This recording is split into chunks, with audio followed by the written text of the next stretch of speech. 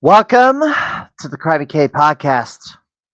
I am the mad conservative crime fighter, Stephen Lucas, former former Gamer of the Year, 1991 Nintendo Campus Challenge national champion, and the last Galvin Ghost Arcade Pinball Expo champion. Well, I did not expect to be doing a podcast tonight, but let's get into it, shall we? Throw up my little presentation here. All right.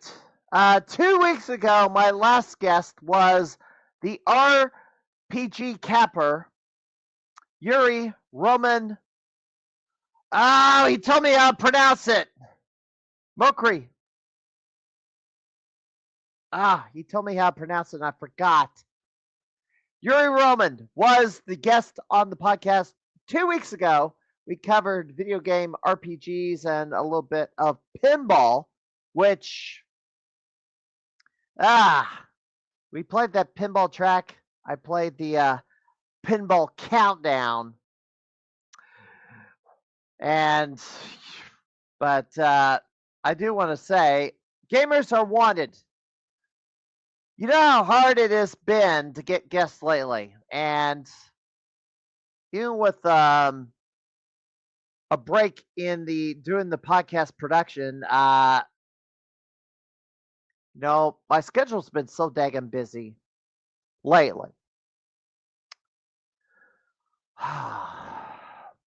It's like I need to take several days off to deal with all other issues that are not work related. This is one of them.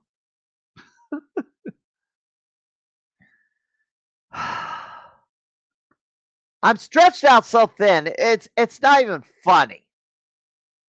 I don't know how. If I had a family and such, it would be even worse. It's like I wouldn't have my sanity. Like, I'd probably never ever have me time ever again until I retire. And gosh, maybe stuck in a daggum assisted living facility, immobile and not able to do anything. But anyway, gamers are wanted. So if you're a gamer and you want to appear on this podcast, kind of get your name out there and whatever else is going on, hit me up and we'll talk. All right. So the big elephant in the room, and I should be. Gosh, I can't even see this. There we go. I should be there right now. I should be there in Schaumburg, Illinois, at the Renaissance Convention Center. I'm not there tonight. I'm right here at home. So why am I at home and not at the Pinball Expo? Well, you hold this up to you. Yeah, you can't really tell much. You see that little gouge there? I had an incident happen. Yeah. Brandon Travis knows. He's in the chat. He knows what happened. Let me look at the calendar. October 6th. Monday, October 6th.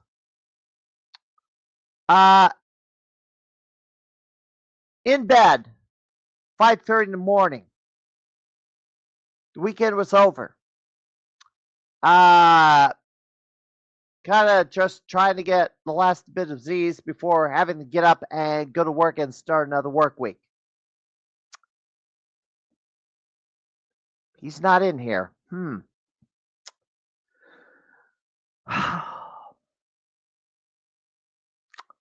not happy right now. Oh, I know where he is. I have 2 cats in my house. I have Angel, you've seen, the Calico, who's 18 years old, and you have Cody, who's 11 years old, a ginger. Cody tends to crash my stream a lot. Well,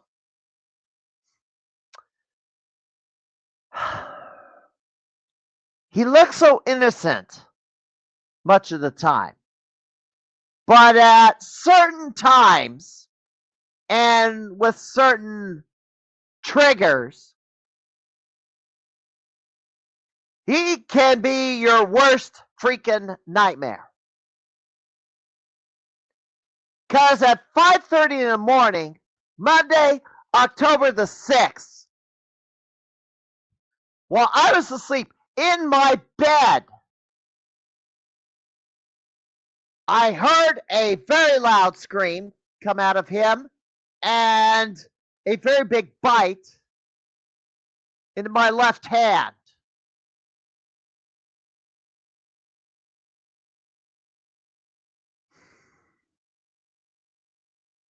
And this was the worst, and he's done this before. He's attacked me in my bed because, I have the windows open. He sits in the windows and he sees something outside and he's mad because he can't get at it. Like another cat walking through the yard. He's pissed that he can't get at this other cat that's in his yard, in our territory. So he decides to take it out on something else because he can't get at it. And he decided to attack me in my bed.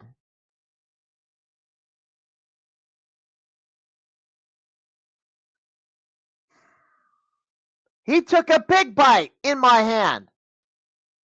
I mean, the spot where this spot here hasn't healed.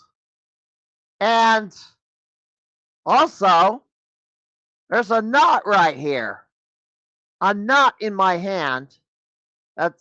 There's 4 spots where the teeth made impact. This spot here, and there's a tooth mark there. There's a knot in my hand, and so I'm having trouble making a fist with this. Although this is the most I've been able to make a fist the last 2 weeks. So he took a big bite out of my hand. 5:30 in the morning. Doggone it. It hurt. It bled. And I was in pain.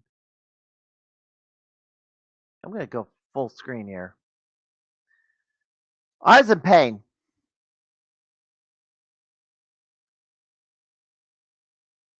I had to bandage up, and obviously I couldn't go back to bed because,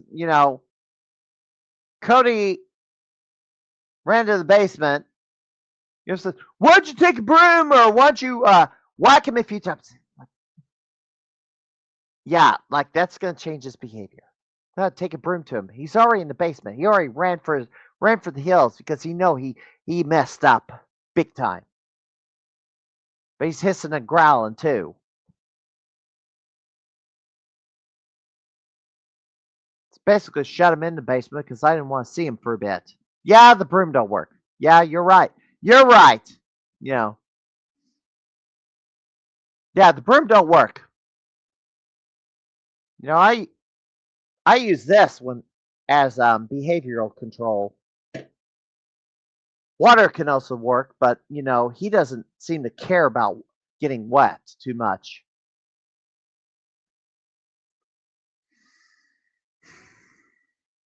So yeah, I was hurting, and I actually ended up going to work an hour earlier because I couldn't go back to sleep because I was hurting so bad. Yeah, 5:30 in the morning wake up call. So I get to work. I mean, I'm going to work and 7:30 in the morning, and actually dip into the first aid kit at work to bandage this up some more, but it hurt. And my colleagues looked at it at the injury, and they're saying maybe it needs to get stitched, and recommended I go to prompt care. So I went and did. 10 o'clock, drove out to urgent care to see a doctor about this injury. What they did was give me a tetanus shot and put me on antibiotics. They also, because it was an animal bite, they had to, gosh, do I have the paperwork in front of me here? I don't have the paperwork at this table, darn it. Oh, yeah, I do. Somewhere. Oh, gosh, my phone's ringing. Why is my phone ringing? It's probably a telemarketer. Anyway. Yeah, I'll find the sheet later. Anyway. I fill out paperwork, and that, I'm going to see what that answering machine says. I bet it's a telemarketer. Yeah, I'm hearing nothing. All right.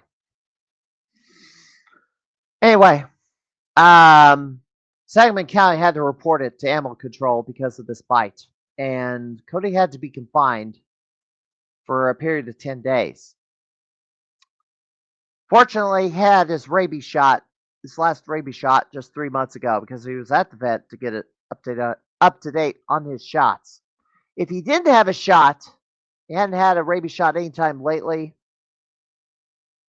he would have had to been boarded at the vet for 10 days. Because he had his shot, he could stay with me at home. But Cody is now not allowed in the bedroom because he struck me. He hurt me that bad. This is the worst attack he's ever done. And he's attacked me before.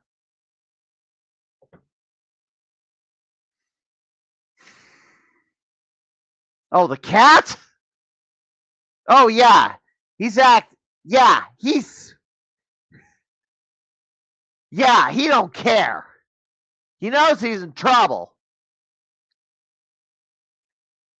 He's at my bedroom door crying, wanting in the room with me, but he has to sit out there because he bit me so hard, and I can't trust him right now. I don't trust him around my face because he's bit me on the face in the past, but now he's got to go to the vet. So tomorrow he is going to the vet. Now I have to give him medication to calm him down and kind of make him intoxicated so he doesn't lash out at the veterinarians. Thankfully, he loves consuming churu in any situation.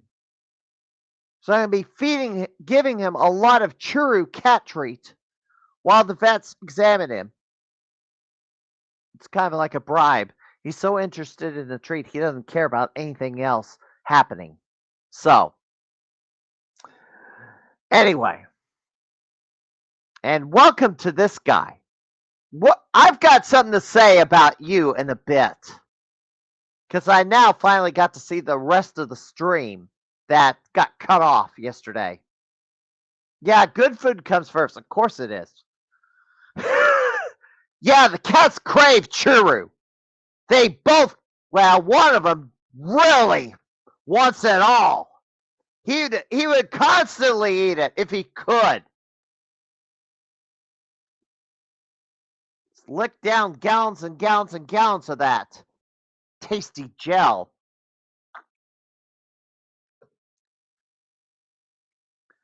So I have to take Cody to the vet tomorrow to be examined. Since he's already had his shots, he's already been.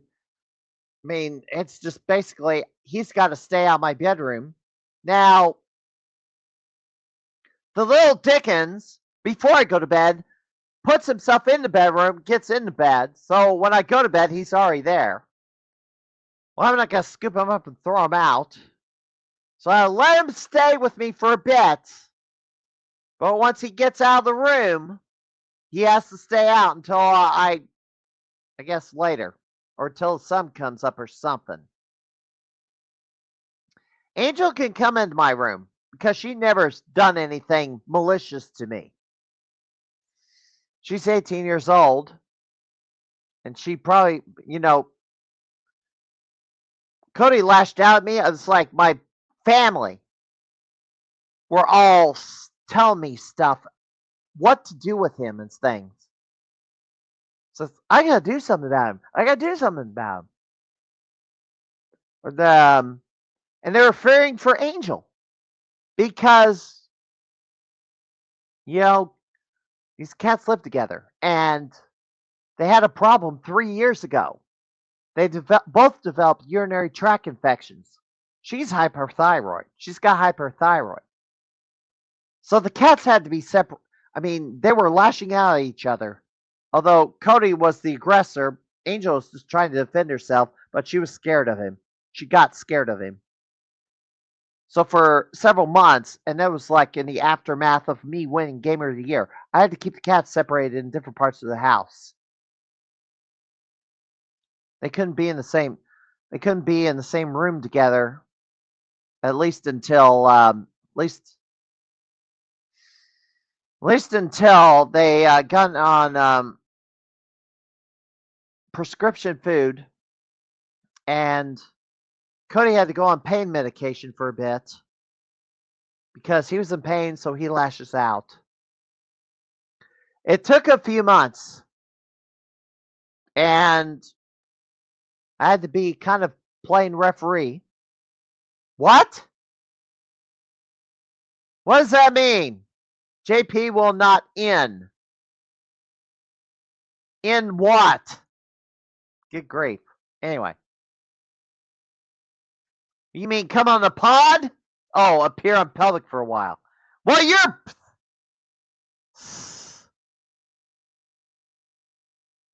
you won't. Well, we'll get to you in a minute. Let me get through this story first. Let me get through this. Shadowing. Yeah. All right. Let me get through this because I do have somebody in the green room, so I want to get through some of my stuff before I get to some of the elephants in the room. And that's not Pat. I'm not talking about who's waiting in the green room. The elephants, they're on this topic list. Anyway,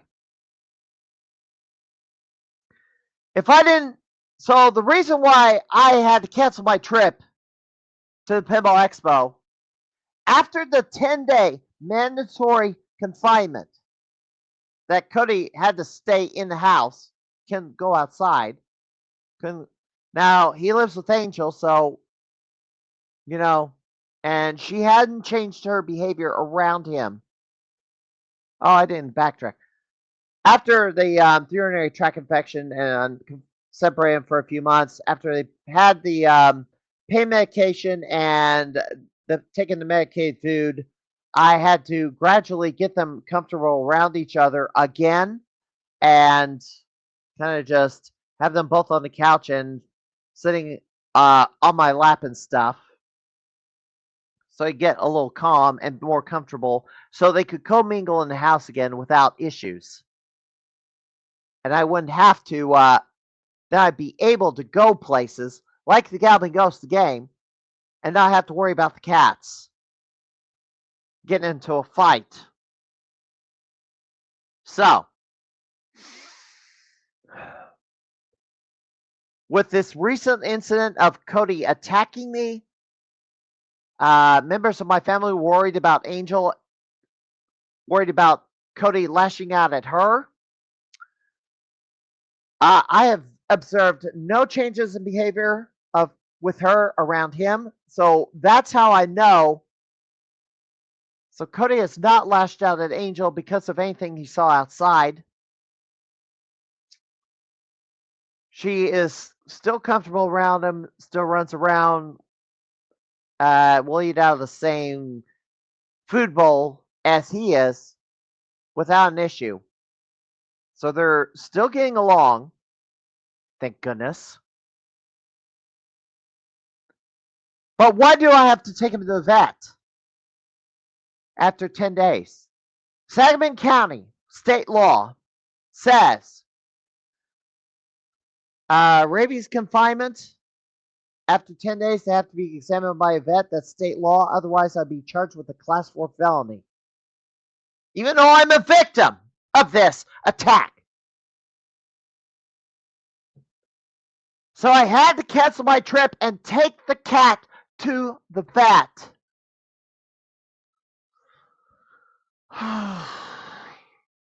Yeah. So I would have been up at the Pinball Expo tonight instead of be doing this podcast. Now tomorrow I would have had to run back to Springfield tomorrow evening because I've already got the issue of let me see. I already have this going on Saturday. So I have to come back. So I would have had to come back Friday night because when they announced this, I looked at this and said, oh no. I'm going to get asked to do that, to come to Tater Tot Con, which is a Comic Con down in the St. Louis area. Not one of the biggest ones, but one of the, I guess, I don't know how big it is, but 60 vendors and artists. I was asked to film. So, Saturday morning, early, I got to get up, I got to take off at 7 o'clock Saturday morning to run down there to Tater Tot Con to film wrestling matches all day from 10 to 4. Since I'm going to Tater Tot Con down in St. Louis at the Green Park Industrial, or the Bud Dome at 9711 Green Park Industrial Drive, and there will be some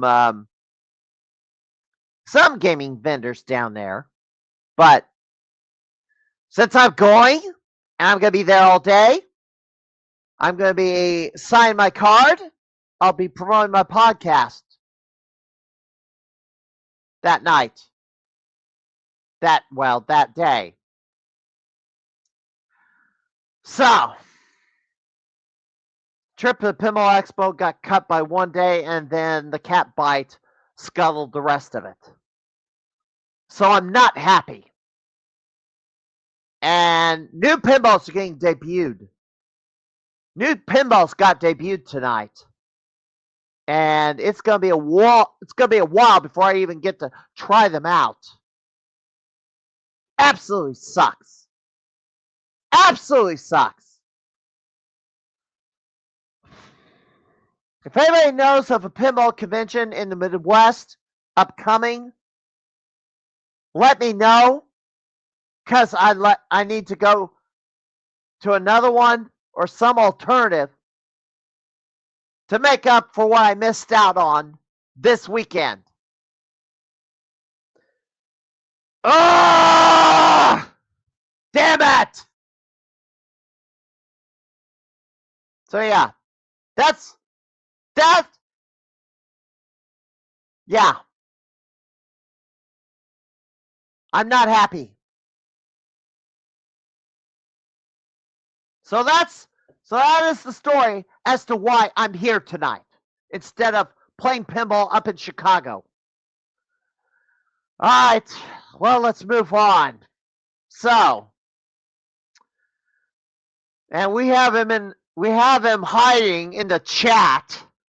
I'm gonna have to. He doesn't want to appear in public for a while. What a shocker! And what's been more confusing, and let me just say this. So we have two new champions. In Cordova is the new Play Wars heavyweight champion of the world, winning Waku Waku 7. Diamond Clay is the new interim or Play Wars Intercontinental Champion, having won it playing Tekken 8. So we have two new champions. Obviously, Aiden vacated the interim belt since he's got the heavyweight title. So, what's one of the elephants in the room that I have to address here? So, yesterday was the anniversary stream and awards ceremony. And there was an issue with the stream. 40 minutes into it, it got cut off. But I was getting messages that something went down at the end of the award ceremony, but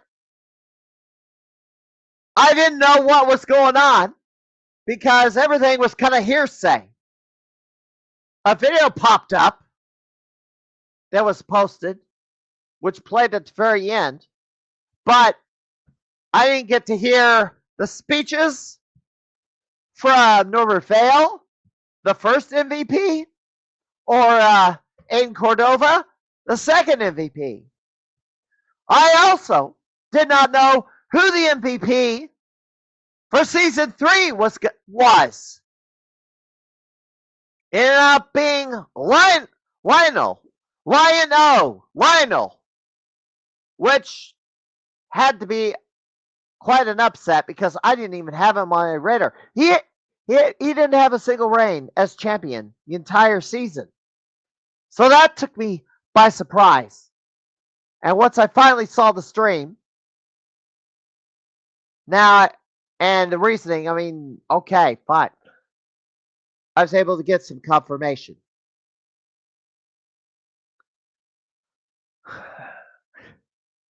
All right, JP, you're in this chat. I know you are.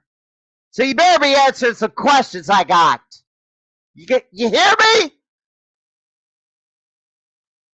So what the heck happened here?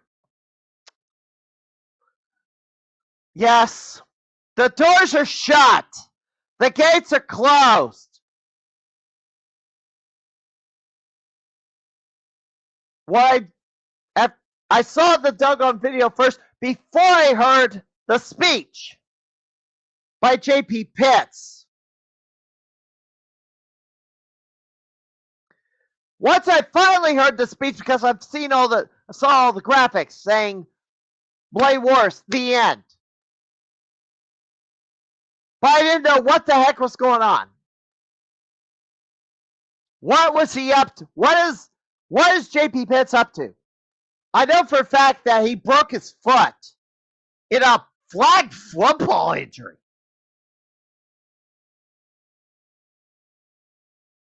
You know, when you're playing flag football, you're not supposed to be tackling people. You're supposed to be pulling the flags out of the back of the person's rear or something, or tagging him.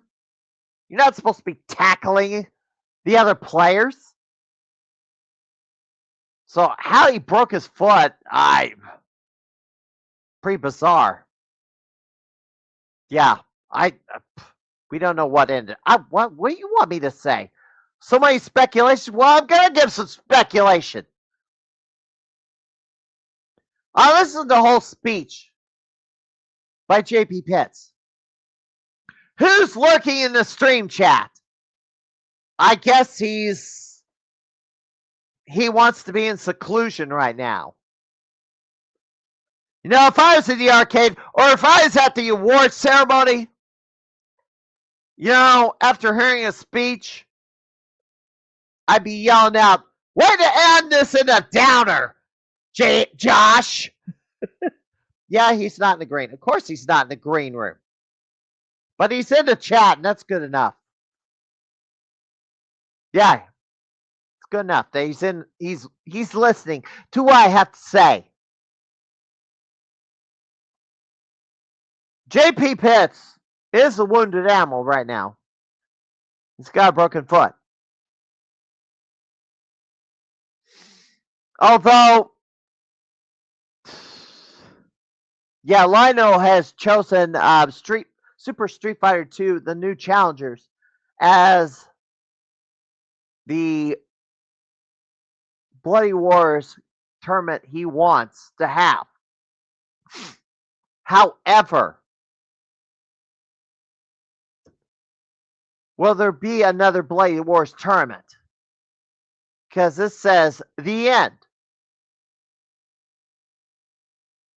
Will there be any more tournaments hosted at the Galloping Ghost Arcade?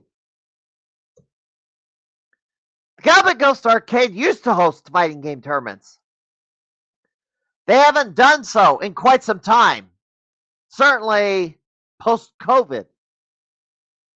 Well, not true. I attended a post-COVID fighting game tournament because I was trying to lock down the Gamer of the Year title. And I needed to do anything I could to get over that finish line. Whether it's taking scores, participating at Galloping Ghost events, fighting for the hardcore title, participating in Monday Mystery. I was fighting for it. I was in a dogfight with Andrew Awasco over that title. And yes, Galloping Ghost did a fighting game tournament late in the season, 2021, which I believe was the last Galloping Ghost branded fighting game tournament they've ever held before Bloody Wars came into being.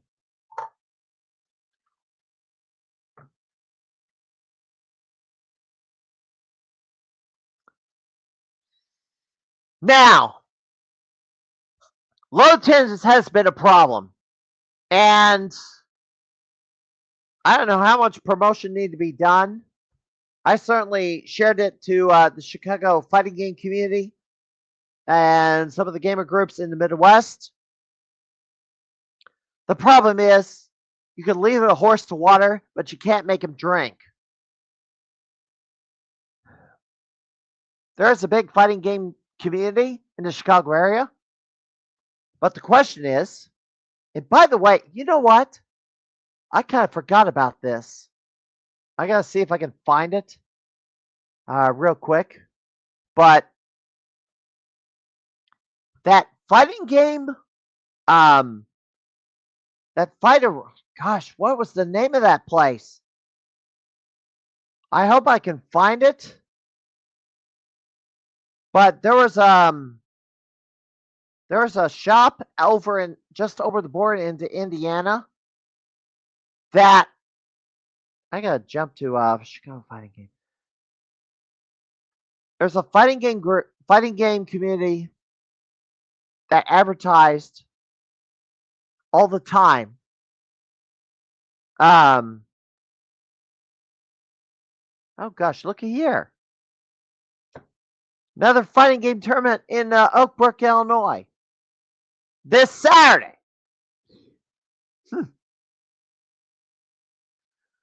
I'm going to share into my Central Illinois video gaming community group just because.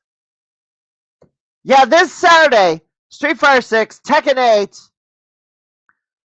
2X KO, and more at 2310 Oak Brook Center, Oak Brook, Illinois, October 18th from 2 o'clock to 10 p.m. $10 for a venue, $5 per game. Chicago Monthly's Fright Night at the Wonderverse. Chicago Monthly at Wonderverse. Well, you can look it up over in the Chicago Fighting Game Community Facebook group. But the question is, and I gotta find this advertisement because there's this Shop over in Indiana. Here it is. 209 Region Gaming Esports Center. That place, if I recall, that place is shutting down relatively soon. If I read this correctly. I'm trying to find a daggum poster where it said this.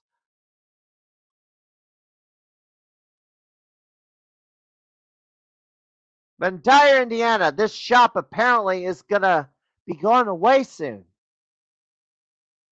I don't know when, but I could have sworn I saw an announcement on that. Anyway, I can't seem to find the announcement, but regardless. Oh, and yeah, that's in your neck of the woods. Yes. Anyway, I'll have to get it up later. But you know what? Maybe I can share the screens. Let me take this down for a second. Go over here. Let me open another window. I'm gonna put the daggum poster up. Oh yes. Okay. Now I found it. RG Region Gaming Esports Center will be shutting down on November 30th, 2025. It will close on that date. You know what? Let me throw this over. Share screen. Let me show, since I got it up now. I don't like showing them my personal. Here we go. Hide this a second.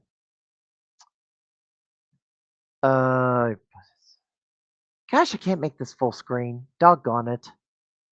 Hold on. Here we go.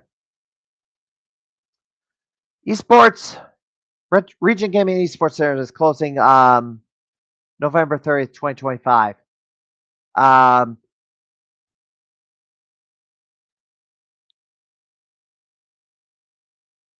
He made the difficult decision to close there, and why? I don't know. I guess it was too much of a burden, but this was announced on October the 1st. So this is shutting down as of this date. November 30th, the end of November. So unfortunate, but gosh, it's supposed to. Unfortunate, but that's what happened. That place, that fighting game shop, is closing down, which yeah.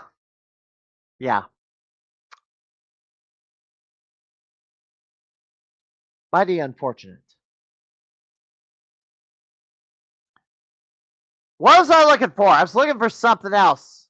Here we go. That's what I was looking for. Let me show this. Put this back up on the screen. Oh, let me show it. So this is Chicago Monthly Wonderverse. This is the ad. I've shared this in my Central Illinois video gaming community Facebook group, and we'll see. I'll send it around a bit. But that's also happening up in the Chicago area, besides the Pinball Expo this weekend. So if you're into fighting games, yes. What? I got it in full screen, Claudio. What do you want? Yeah, that didn't make it much of a difference there, but whatever.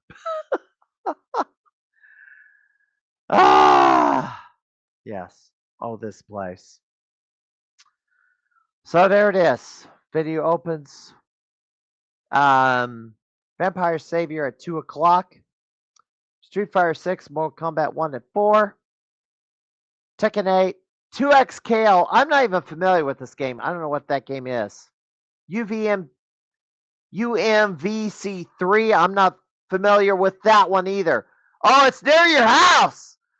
Well, I guess King Cam has something to do this weekend. Something to do this Saturday. He gonna be entering this tournament. He gonna be entering this tournament. Oh, it's Ultimate Marvel versus Capcom 3. Got it. All right.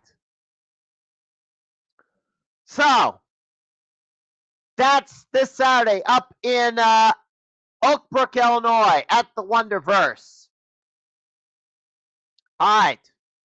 So where am I at with this? I gotta put my little slideshow presentation back up. Where is it? Okay. So I don't know what's gonna happen in the near future. It could be, since JP Pitts is into the wrestling stuff. Saturday live stream coming up, yeah.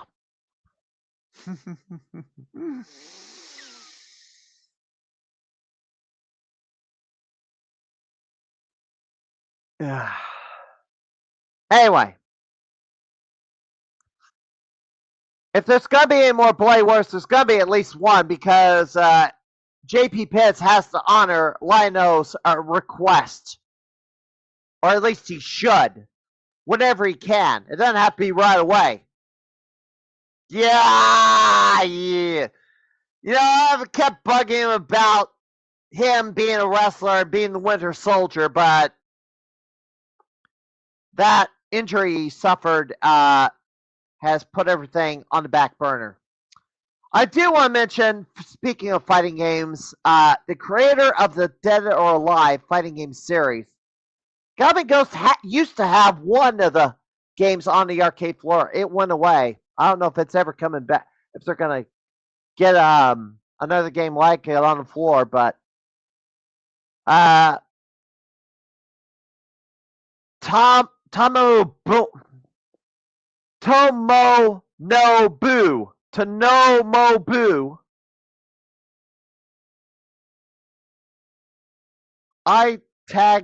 God, I can't pronounce these Japanese names. I can't. Tom Itagaki. There we go. Tom Itagaki passed away earlier this week. He is the creator of the Dead or Alive fighting game series. He also worked on Ninja Gaiden 3D and maybe a couple others. There was a major release in the series recently. Gosh, and it even has fatalities in it. Yeah, cute girls like sticking swords through their opponents' heads, which is disturbing. But this gentleman passed away, and for those who are into fighting games like JP Pitts and others, King Can Blackman, he will be missed. All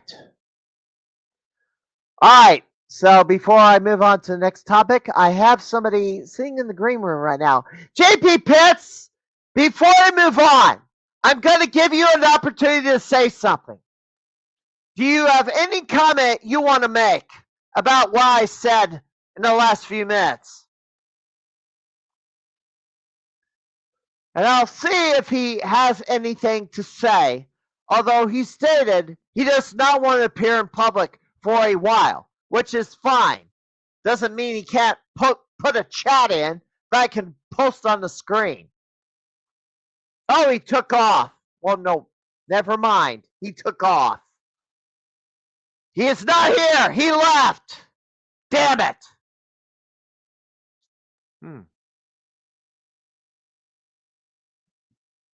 I should look up Facebook and make sure he didn't leave a chat. He did not. Okay.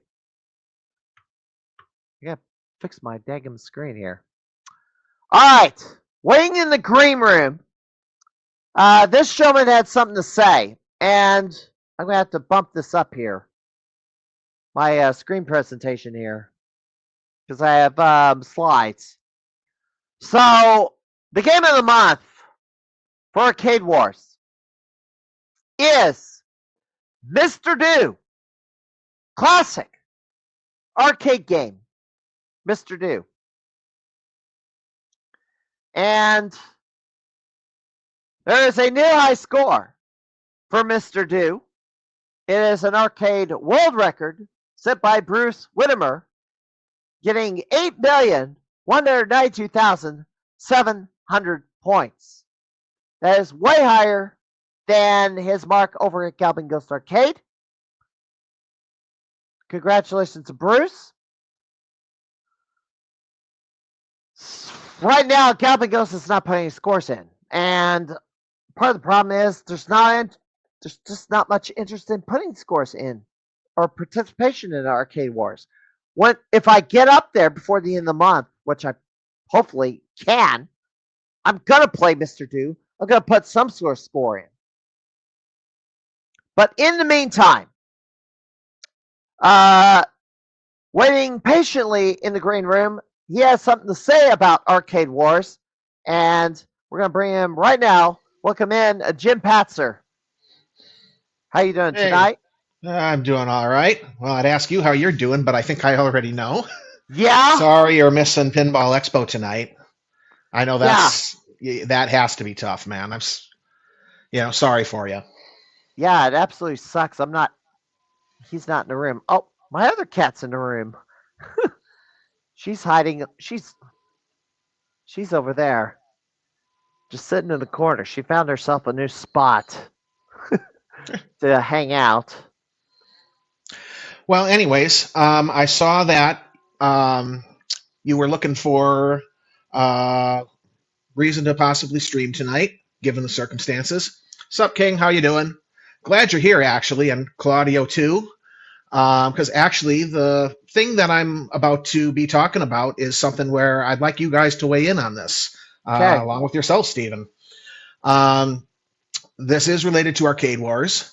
It actually is not related to the game of this month. This goes back a few months to July. Okay. What was the game? Because I don't remember. So the game of July was Outrun. Okay. And so, before I get into this tale, this is a very matter of opinion kind of thing. Yeah.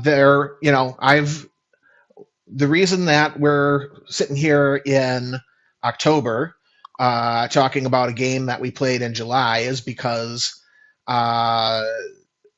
there's been a lot of talk, behind the scenes about this, trying to figure out, well, what to do, what should be done, trying to consider it from all angles, that kind of thing. And, I have to say,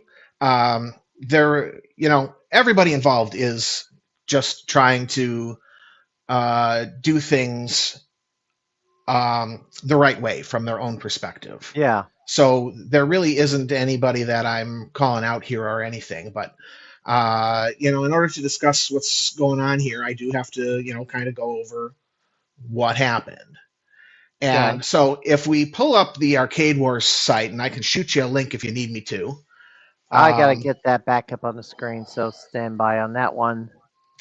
I do want to say from the outset, I thought this thing was not going to continue much longer because What Up Arcade Australia closed down. Mm-hmm. Only to be surprised a few months later that it reopened. Yeah, but in a smaller space. I think that caught everybody by surprise. Yes. But also, the interest in participating in Arcade Wars has significantly waned. Galvin Ghost doesn't seem interested in participating in this anymore. And it's all about the doggone challenge cards now. Mm-hmm. It's all about challenge cards. And what used to be active, like chasing the hardcore title, I don't know. The other tournaments, like the Pinball Expo tournament and the C2E2. Although C2E2 only went for 2 years, it didn't really catch on because everybody's there wanting to hang around and look at do meet and greets with all these comic book designers, these actors, these voice actors that do these panels. They're not there to play video games for the most part, unless it's a fighting game tournament. Mm-hmm. So they didn't really want to participate in 5 random arcade games that Galvin Ghost put in a tournament. Just me and Jimbo Slice fought for that belt the second year. There wasn't a tournament wasn't a tournament this year because I couldn't go, he couldn't go. The first year, only Jimbo Slice qualified. There was 2 other people that entered, but they didn't play all the games. They only played one or couple of them. They didn't play all of them. So Jimbo Slice won by default. Pinball Expo was a little bit more active, although you could still count the number of participants on one hand. Regardless, I've been trying to win that belt for 5 years, and I finally got it on the last attempt.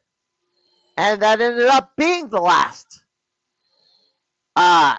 tournament for the Pinball Expo. So I'm the last champion.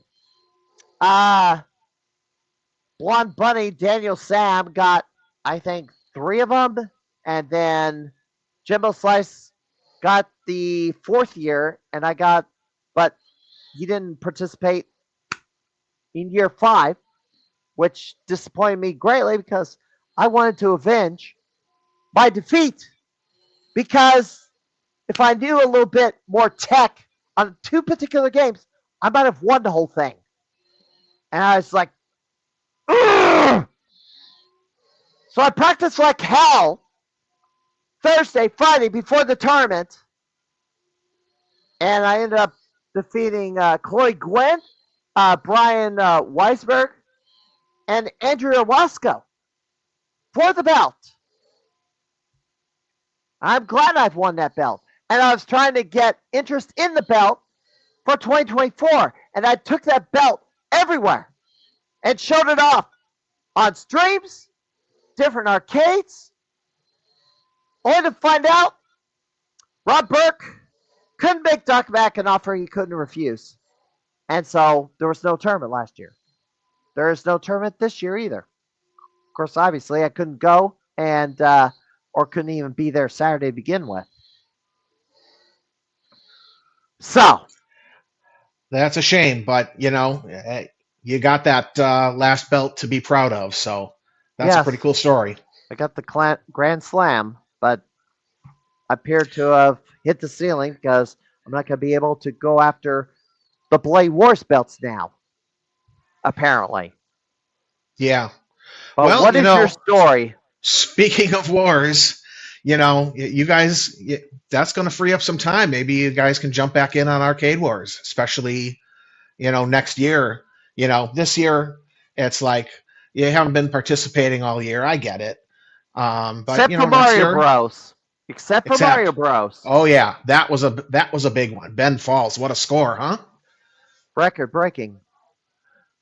Yeah, yeah, terrific. That was, man, I can't tell you how many hours I was over at the arcade trying to catch up to him. I couldn't do it. New personal best for myself, though. I'm pretty happy about that. I think that's a very, very, compelling reason just to play in Arcade Wars is just to push yourself. Even if you can't catch up, you just push yourself to put up your best score. In any case, the outrun situation. So, as you can see, here we have the scores that were submitted for the month. It was just the Garcade and the Underground Retrocade competing at that time. Everyone else had dropped off because at that point, I don't believe the One Up Arcade had announced their reopening yet, or No, they had. they were at least not at the beginning of the month. I think towards the tail end of the month they might have, but They announced their return about Yeah, I think it was September. like right at. I think it was actually like because we were wondering if they were going to jump in on Mario Brothers. I remember. Yeah. So I think they probably announced like right at the end of July. But nonetheless, just the two of us. Um, Plenty of fun. Um, Not totally my game, as you can see. Um, but here's the thing: you guys actually shouldn't be able to see my score on that page because Arcade Wars only shows the top 3 players. Yes. I was the 4th place player. So whose score is missing? The score that is missing belongs to fellow gamer by the name of Isaiah Manriquez. Wanted to shout him out here tonight because he did everything that he should have done. He came out to the Garcade, supported his local arcade, um, and put up a hell of a score for us. And uh, It wasn't the entered? only way it was entered. That's the whole issue. It was entered, and I kind of have to jump ahead in the story a little bit to make it all make sense. Okay. This score was not the number 3 score. It was not the number 2 score. It was the top It was score. the number 1 score. Big enough to flip the result from what you're seeing on your screen there. That score was 33,469,760. That score, calculated along with the other 2 scores there from Brooke and William, would have resulted in an average of 17.7 million. Okay. So now, what happened after that score went up is the Underground Retrocade reached out to the Garcade. And again, I really don't want to act as if there was wrongdoing here or anything. Malice? It's just no. Yeah, I mean, Shenanigans? no, I don't believe so. I believe that they were doing what they felt was right, and they questioned the score because again, totally bonkers score. I mean, you look at Jamie Tibbets's score, 20 million, 20.2 million, and it's that's a terrific score. I mean, Jamie absolutely deserves credit for that. 33 is really quite high, and to my understanding, that was what got Underground questioning what was going on, because Isaiah is not a known name in Arcade Wars, and that score is massive, and but not the highest score. Not the highest of all time, no. It would put him Because pretty I high see on the this list here. there. Martin Bedard Mhm. has the world record at Galvin Ghost Arcade at 54 million. Now, if I Mhm. open this up, 33 million would have been very close to Fred DeHart's score. So what's Yeah. the problem? Well, the problem, as far as I understood it, is uh, they, from what I was told, they were surprised by that score because, again, very big score, and it was somebody that they just hadn't heard of. And basically, they asked the Garcade to look into it. And just, perfect storm of events, basically. The person who watched that game, the person who entered that score on behalf of the Garcade, was out on vacation.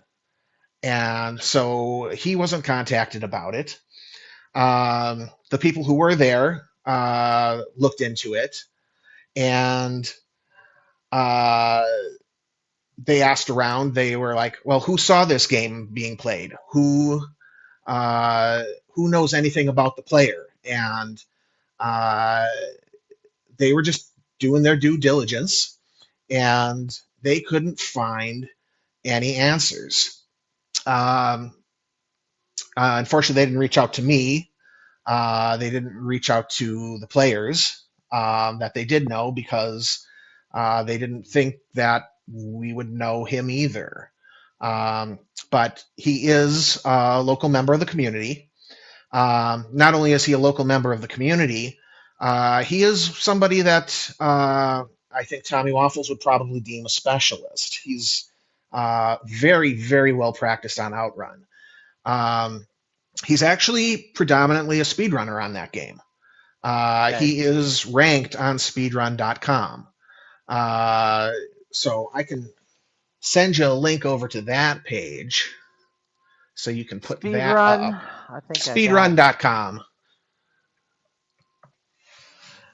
got. So, well, Outrun would be a speed run type game anyway. Oh yes, that's the whole thing. Is some speedrun games you don't really get points from speedrunning, but Outrun, almost all of your points just come from how fast you go. Yeah. And so he is fifth ranked on track D. Um, Okay, I with see the him. no gear gotcha rule set. Goal D. This is it. Wow, 4 minutes 50. Yeah, He won CC'd the game in 4 minutes, about 5 minutes. yeah, yeah. That's an incredible run. And so, um, unfortunately, despite the proof here that, he's, a very skilled gamer on this particular game, nobody at the Garcade saw this. Nobody at Underground Retrocade knew about it. Did he And take a picture? I don't know if he did. Because, when you submit a score, it's supposed to take a picture, send it. That's the rules. If he didn't do that, then I can see why they DQ'd it. Totally understand that. I don't believe that Arcade Wars actually has that rule. Arcade Well, here's Wars. the thing. Well, caveat. If he played at well, it's Garcade, not Underground, but still, you probably should have took a picture to prove that he did, or showing that his final score in the high I score table. I totally understand that. Um, it is not, I know. it Go is ahead. not strictly a rule. Yeah. There on Arcade Wars, arcade referees are allowed to submit without photo evidence. Arcade Wars is just supposed to be a friendly competition. It's Yeah. not super hardcore. We're not tracking world records or anything like that. If someone Yeah. happens to set a world record in Arcade Wars, well, great. But it's a friendly competition. Yeah. Nevertheless, I do have a picture of the score from the Garcade's cabinet, Okay. which I think I just uploaded to you. Are you able to see that? There Yeah, we there we go. go. There it is. What can I say? I mean, he blew everybody else away. We're competitive over at the Garcade ourselves, and we're all vying for that top spot. And he trounced Brooke by 3 times, which is just incredible. I should reach out to Stephen Holmes and ask him about this. Because he's the guy, he's the owner of One Up Mm-hmm.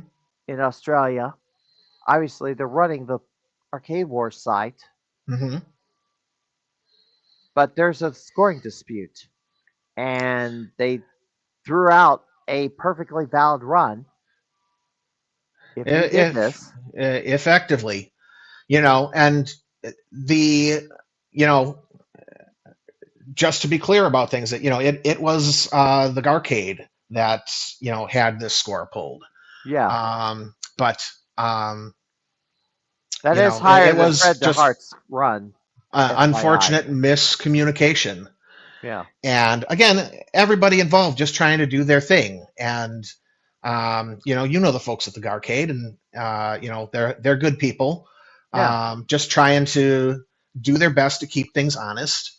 Unfortunately, you know they just weren't at the time that they needed the answers. They didn't have them, and they felt it was in the community's best interest to pull the score down.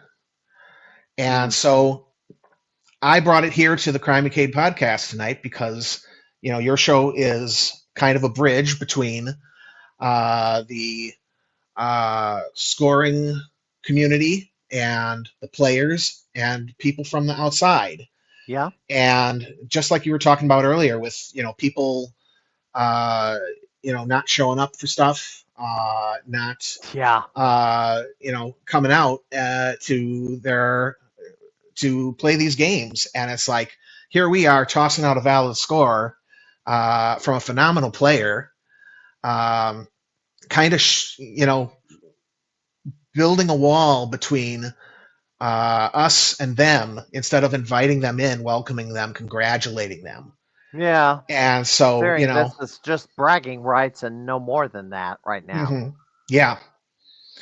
So anyway, I thought this would be a good way to kind of get that out there, and you know, just talk about, you know, well, what happened, what should have happened, what we'd like to happen in the future, because I am hopeful that you know Arcade Wars is going to stick around. I enjoy it. Yeah. I'm hopeful that more players will come to join us, and you know, I think you know the It's whole got to motivate people and that's situation needs to hard. be looked at in terms of you know did this score need to be thrown out so suddenly? Yeah. Did you know what compelled it to happen so quickly? And it's like again, I understand the Underground's perspective in questioning, because sometimes we have our own internal discussions over you know when we see a big score like you know what's going on there and that kind of thing, I will because those say conversations happen. But go ahead. Garcade currently does not submit scores to arcade.com. Hmm. Underground Retrocade does. Galloping Ghost does. Once in a Blue Moon Fun Spot does. Hmm. If Garcade was submitting scores to arcade.com, they would have, obviously, the photo evidence would have to be enforced. Since it would be considered a house high at the Garcade, he would have had to record it. But for Arcade Wars, Hmm. photo evidence was enough. Now, we have photo evidence. Now, I can't see a timestamp on this that it happened. I mean, the file itself on your phone or however, I mean, it should have a timestamp on it, but on the file itself, um, I don't know. Stephen Holmes, we may have to reach out to him and ask him if he would reinstate the score and give officially Garcade the victory. Now, Garcade right now is leading the league, but so far through September, although chances of overtaking Underground Retrograde on Mr. Do are pretty slim unless you find Yeah. somebody to run up 2 million points, 3 players Two. to run 3 million points apiece. Yeah. Yeah. No, I think That's they have gonna this be, month sewn up. I don't know. yeah, well, that score alone. And they're not even qualified. They got to put in a third score to qualify. If they even enforce that. Otherwise, it's just divided by 3. I don't think that that actually does get enforced. Personally, I've never. I don't know. Okay. But big deal. Somebody starts a game, walks over, picks up one cherries, 50 points. There you go. Yeah. Game over.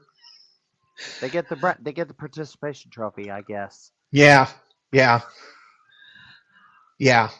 Um, Anyway, anyway, you know, I don't know. Yeah, you brought up reinstatement, and that's something we've discussed. I don't know if reinstatement is, even possible at this point. I don't know what the Arcade Wars rules say about that. Yeah. I don't know if there's ever been a situation like this. I don't know if there are rules Or the pertaining to statute that. of limitations may be over with because we're going back to Right. July instead of the most recent game. Yeah. Yeah. But nonetheless, I wanted to come on here and, stick up for Isaiah, get his name out there. Um, Well, you send them know, my way, send them my direction. I'm looking for guests. I have mentioned it to him. We'll see if I can talk him into it. Yes. Um, I do have an announcement at the end of this podcast about next week, but so if he does want to come, if he is interested in making an appearance, October 30th and beyond is. I only got next week covered. After that, any week is open. we'll see. I'll shoot him a message and see what he feels like. Okay. Anything you want to mention? Anything you want to plug? Because you popped in to talk about this little issue here, and right now this is kind of a let's chat type of a podcast because I have stuff to get off my chest, and there's a lot. But Yeah. No, nothing else I have to plug at this time. how's your health? Because you've Hmm, been hurting for a while. definitely getting better. At this point, obviously, I'm, back out at the Garcade, doing some stuff there. I actually have been back to Galloping Ghost just once, casual visit. Went out there for the Angry Video Game Nerd appearance. Okay. Um, didn't do any serious gaming while I was there. Right. Um, but it was just kind of a test run, so to speak. Um, I was actually hoping to get it out there this year again, Mhm. and things have been just super busy at work.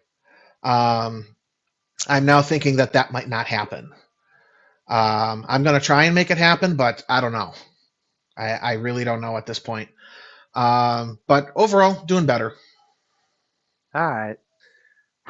Well, any reaction to Bloody Wars apparently calling it quits? Boy, that's a surprise, huh? Yeah, I saw Yeah. the Facebook posts the other night, and I was like, "Oh wow!" But obviously, JP is being a little quiet about his reasoning. So, what can I say? It's totally up to him. I mean, some things don't last forever. Yeah. So if that's it, I mean, that's it. It was certainly a lot of fun while it lasted. So, Hell, I don't know if it's the last rodeo, but JP is recovering from injury and he's got to heal that foot up, especially if he's going to be playing sports or fulfill his dream in becoming a pro wrestler, if that's even real. well, whatever is in his future, that's definitely a thing. I mean, if he's got other plans, other things he wants to do with his time, you know, Oh, look that's who's gonna have here! to. Look who's here! The culprit! Come here, you!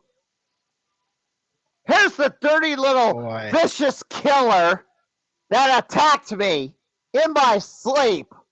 Yeah, you. Yeah.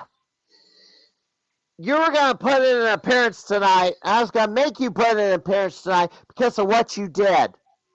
You little vicious little brat.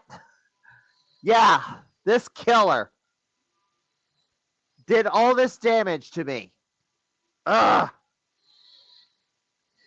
Yeah, you're going to vet tomorrow. You just woke up, didn't you? Yeah, you were sleeping.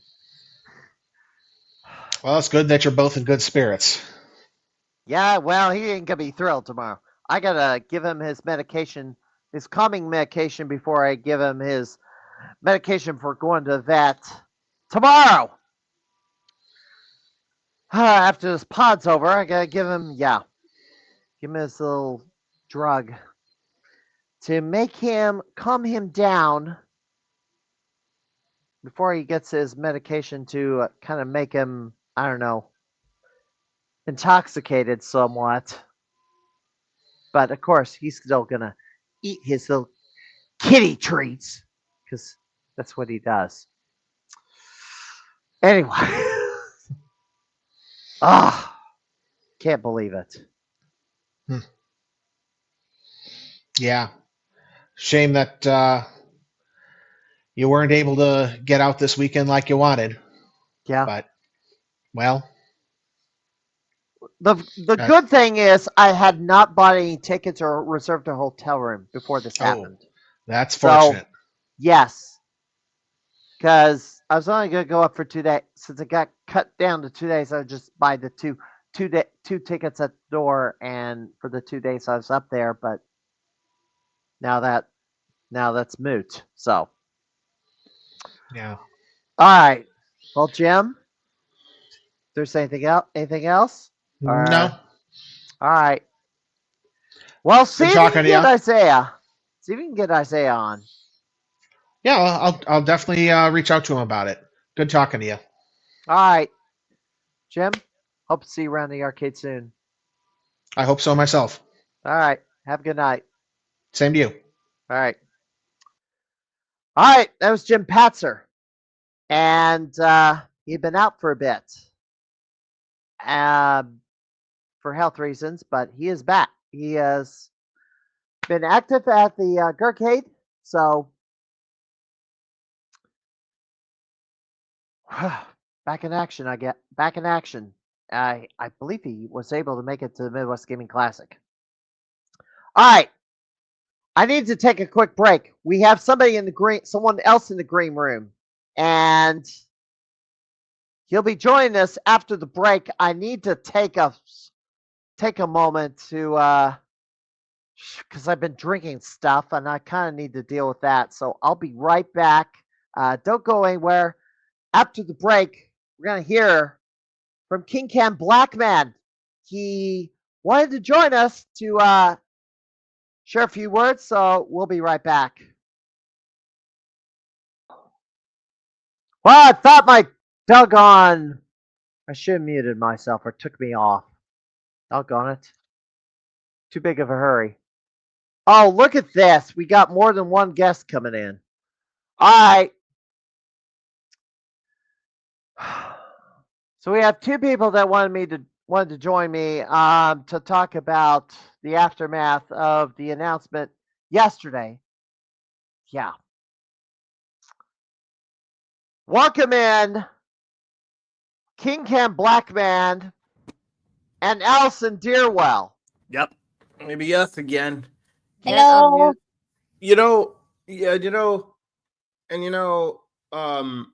Honest to God. Well, Norbert Vale has joined us too, by the way. Oh, Norbert in the chat. Norbert's so in he the only stream has chat? a few minutes. All right, go ahead and say what you need to say. Well, while he's here. honestly, for the sake of like all of what happened yesterday, like really, it was just such an out of like nowhere thing. Like I remembered the last, like it was just such an out of left field thing that Bloody Wars has just ended out of the blink of the blue. It was really a shock, so to speak. I didn't really know. Without context, it was a shock. Because, the problem was, as I mentioned earlier, there was the live stream where they were streaming the award ceremony for those who couldn't be there. By the way, you might want to turn your camera a little bit because you keep getting cut off over here. Yeah. Well, you got to give us that square because remember my camera's got you that want me full... to do this? There we go. When it's the both of us, we need to get the full 3-screen room thing. I wonder how this looks. Nope, that didn't work. There you go. Well. Yeah, that's usually that one. But yeah, anyway, as I was saying, there's been so much speculation now behind it ever since yesterday, and just the fact that like just JP walking off the stage, I showed it to Alison the same day after we were done streaming. What game were we playing? Say it again. It was a Hachisaku. Hachisaku, yeah, it was a horror game for this month. For this week, I should say. JP actually called before the ceremony, and I was like, and he was wondering if I was still coming up, and I said no. Then after that, I hung up, and then he pretty much went on with the show. I ended the stream to go see what he was doing, and then his stream didn't actually show him walking away. It got cut off at 40 minutes because of a technical problem. Thank goodness Norbert Vale filmed the whole thing from another angle. Shout out to Norbert filming the whole thing, because when he I believe it was like a little after the stream, I think before me and Allison were watching Uma Musume after the stream. Then Norbert, when did he call me? Do you remember? He called, I think it was when he called, what part of the episode was it of Road to the Top? I believe it was like, I think it was like somewhere like towards like the middle. So like kind of the halfway point, but not really. It was the middle of the first episode that he called, that Norbert called, and he was like, hey, did you see what happened with JP? Yeah, nobody could see what happened. That was the thing. Well, because like Norbert was the first one to get it on tape, so that was why he buzzed me on his way home. And he says that he called around 9 p.m. Called around 9 p.m. Yeah, he did. So called around 9. I think that was like the exact time we were watching the anime, like maybe in the middle of it, the first episode of Road to the Top. And he said everything. He was like, hey, that like JP walked off on stage and that Bloody Wars is no more. Yada, yada, yada. And I was like, no, I didn't know about this. I only saw like half the stream. So, so I had to wait until Norbert uploaded his video to his YouTube channel, which is still there. And I saw it. And well, we both saw. Well, I showed it to Allison. I think I sent it to you like earlier today, this morning, right? Yeah, you sent it to me this morning, and while I was actually heading over to my sister's house, I was literally watching this. And were you also like, this has got to be a fix? Yeah, because like for one, I never actually saw the stream in general, but like this is just literally so out of pocket for Josh, because like I can't tell if this is a trick because it's October, or if he's taking this serious. It is wrestling. It's a pro wrestling angle. It did feel like a pro wrestling angle. I didn't even mention that to her. I didn't even mention that to you the other day. I was like, no, you didn't. I didn't want to think about it because I mean he has been doing it for about like 3 years, and I personally low-key thought I thought he was just, I really thought when he dropped that microphone and came back, I thought it was gonna be also see you later, Norbert. He said he had to run. But yeah, I thought he was just gonna walk back and be like, guys, I'm sorry, guys, no, I'm just kidding, whatever. No, he literally, according to Norbert, I think he literally left out of the building. So, the venue's not too far away from where he lives, from what I've learned. So it's not too far away, but just the fact that it was not even just a walk away, like he walked out of the building, from what I heard from Norbert, because Norbert was there the entire night. And you know what? If I was there, what I would have done. I was in the back of my mind too. I was wondering, like, well, Steven should have probably been there because he would probably. But it was on Wednesday. That was the problem. What happened? Well, the ceremony's on Wednesday. Yeah, that's true because he did it on a Wednesday. He did it on a day I usually stream too. It's a bad day of the week for me to. I mean, it's just the other half of that is that he also did it on a day where like. Oh wow, he got back in again. Oh, he ran out of there. I saw that. He ran out of there. Cats are up to something. Cody's up to something. That little demon. He ran. I saw him. He was sniffing your chair, and then he ran out of there. He went after Angel. Is what he did. Dang it! I missed the cat. God dang it! Yeah, Cody bit me. Yeah, his cat. Remember when I told you that his cat bit him? Oh dang! Yeah, yeah, it was the worst Mm-hmm. he's ever done. Yeesh. But anyway, So getting he's back going to to vet Josh. tomorrow. Getting back to Josh. So there's a lot of prediction for this that Mhm. I could speculate, that me and Allison have kind of speculated a little bit together. Okay. And yeah, Allison thinks it's a fix.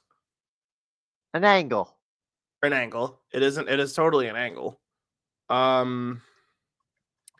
I think personally he could be stopping it, or he might start something new. Or he's But then taking again, a I also break. just saw him in the stream chat going, "Oh, I'm not going to be visible in public for a while," which was interesting. Here's the real here. Is he still gonna be working at Galvin Ghost? Yeah, this is where that's where that big speculation started coming in, because when I saw him write that in the chat. Yeah, did I tell you he was dialing how he was like, "I'm not going to be in public for a little while." That immediately Maybe sprung not in front of a some red flags. camera. Maybe not in front of a camera. Well, well, it does raise a little speculation, because if you're not going to be around in public for a while, does that mean you're going to still be at Monday Mystery Game? Like, there's, like, you know what I mean? Like, that really kind of opened that up a little bit, because Yeah, because like, isn't GGA like his job or something? yeah, he works Yes. there as a scorer, Yeah. and he helps with like stuff for Doc. So, but Although I do know injured. I do know a few things that you might not. Although the injury he sustained may plug that, I guess, back that off or put it on a back burner for a while. I mean, I understand that. I'm not going to repeat it because I can't. Well, I understand the injury part, like that. I get, but he's. I don't know how do you break your foot playing flag football unless you turn the wrong way? He might have made an error. I think I remember what he told me a little bit about the injury. I think he said like I believe he got tackled. Like, but Yeah, it was because I was gonna say. Tackling is illegal in flag football. It's not. That's why it's flag football. It's not tackle football like the NFL. No, it's not like the NFL. But by the way, I should check and see what the score is on that game because it's streaming on Twitch right now. The game. Of course it is. But every time I open the daggum stream, my second monitor decides to black out when I pull that stream up. I don't understand why it's doing it. It's probably just very annoying. Hey, I don't know if any of y'all caught this comment from Strider, but he said Bengals are leading 20-17 over the Steelers. Go ahead, Allison. So I don't know if you guys saw this message from Strider, but he says that his theory is that maybe it's the end for Bloody Wars 1.0, and he's thinking that maybe it's like a reboot for a 2.0. Well, here's the thing. He didn't call it 1.0, but what he did do, if I can get this. Oh, I gotta stop the screen. Share screen. Let me throw this back up here. What was it? Bloody Wars. It says Bloody Wars 25. I gotta hide that a second. Bloody Wars 25. 25, obviously, the year. Is there going to be a Bloody Wars 26? Well, there has to be at least one to fulfill Lionel's request for winning MVP, which has to be an upset because, I didn't have him on my radar. I thought it was a two-man race between Norbert and Aiden.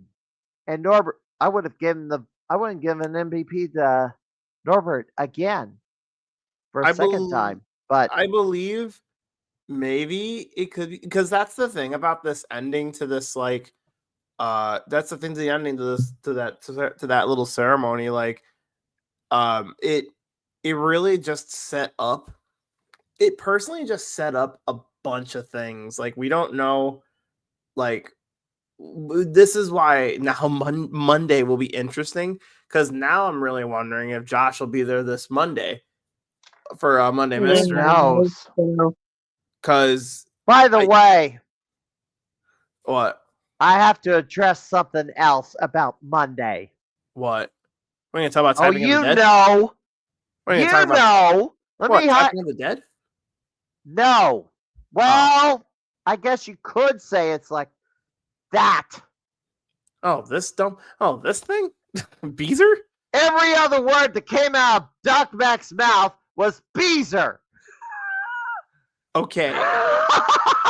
Let me say. Okay. Well, let me say something about this though. So here's the thing.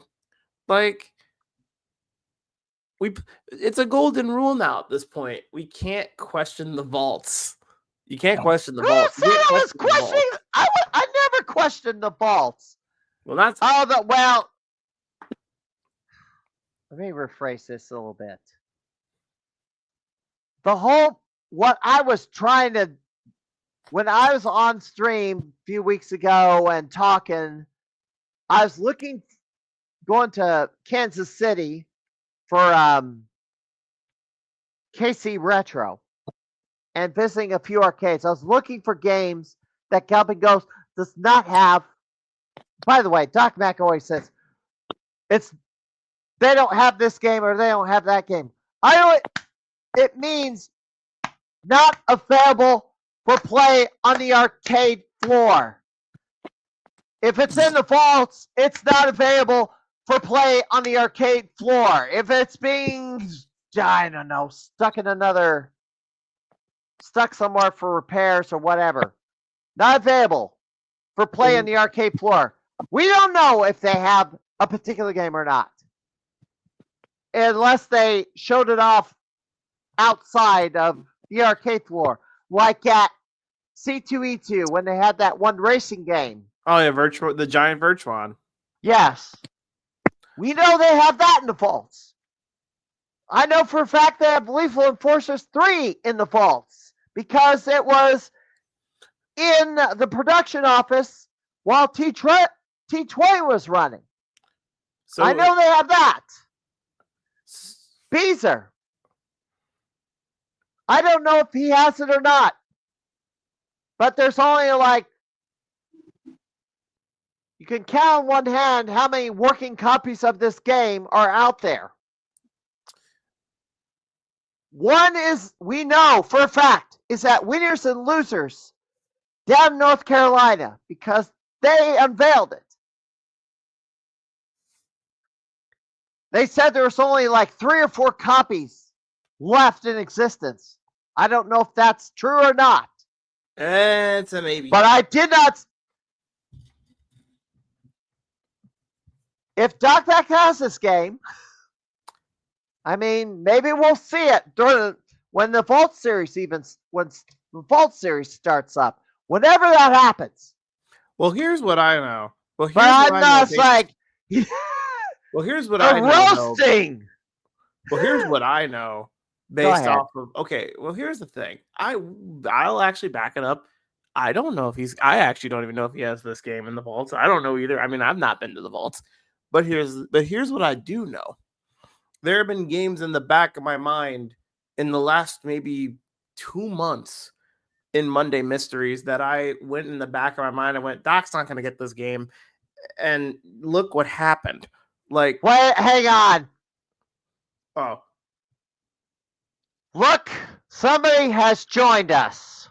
What, in the green room? Yes. It's not really who I think it is. Go ahead and I don't know. Let me figure out what the heck he's up to. Let me talk to him a second. Well, before we go ahead and finish your thought. Go ahead and finish your thought, Brandon. Okay. Well, all I can just say is this: the last couple of Mondays there have been some games in the back of my mind that I thought about Doc having in the vault, as predictions, and these weren't ones I never went up to him and be like, "Oh, hey, you got this." But lately, maybe the last month to a couple of weeks, there have been some games appearing that I thought would never appear again, ever on an arcade floor. For example, we just had Typing of the Dead. That was a game Jose That was a game Jose joked about for the last like 2 years. Really? I didn't. Jose's joked about. I thought all I hear from him is Tetris, Tetris, Tetris. Well, it used to be. Well, before that, when I first was friends with him, he would always joke to me about Typing of the Dead every so often. So I joke it back with him and then be serious and be like, well, I don't know if this is. But now look where we are. Jose's not around, hasn't been around for the last couple of while. And now we have Typing of the Dead on the floor in the R360 room. Once somewhere. in a while he pops up, but he hasn't been there regularly. But that's one example of like, you never know what's going to happen now anymore. Same thing goes for Fighter and Attacker. Like, I didn't even expect him to get that game. That's like a basic shmup. I haven't even heard of it. Never heard of it. I remembered I streamed the game on MAME 2 years ago. He left. Nobody had a clue about it. Then now 2 years later, that game also showed up. So it was the same case for me as well. When I was over here guessing Riot City and DD Crew, that was another one. Then the same case for Vegas Battle. I didn't think Vegas Battle would show up. Didn't think Super Don Quixote. He's been pulling some stuff. And the thing is, not every one of these games are coming from the vaults. He's also been telling stories that like some of the stuff he's been getting it like immediately or like within like a week, because remember, they're traveling on the road. They're also traveling on the road. Him and Waffles, or maybe him and the talent. Who knows who's traveling with. But the thing is, they're out there around the country looking for anything. So that Fighter and Attacker they got from when they were at, I think he said he got it. If I remembered his story from the Monday, I think he got that Fighter and Attacker cabinet from when they went to Tennessee, I believe. Yeah. So that wasn't in the vaults. That one was they picked it up, they refurbished it a little bit, and they had to do a board swap, which the US board did not work.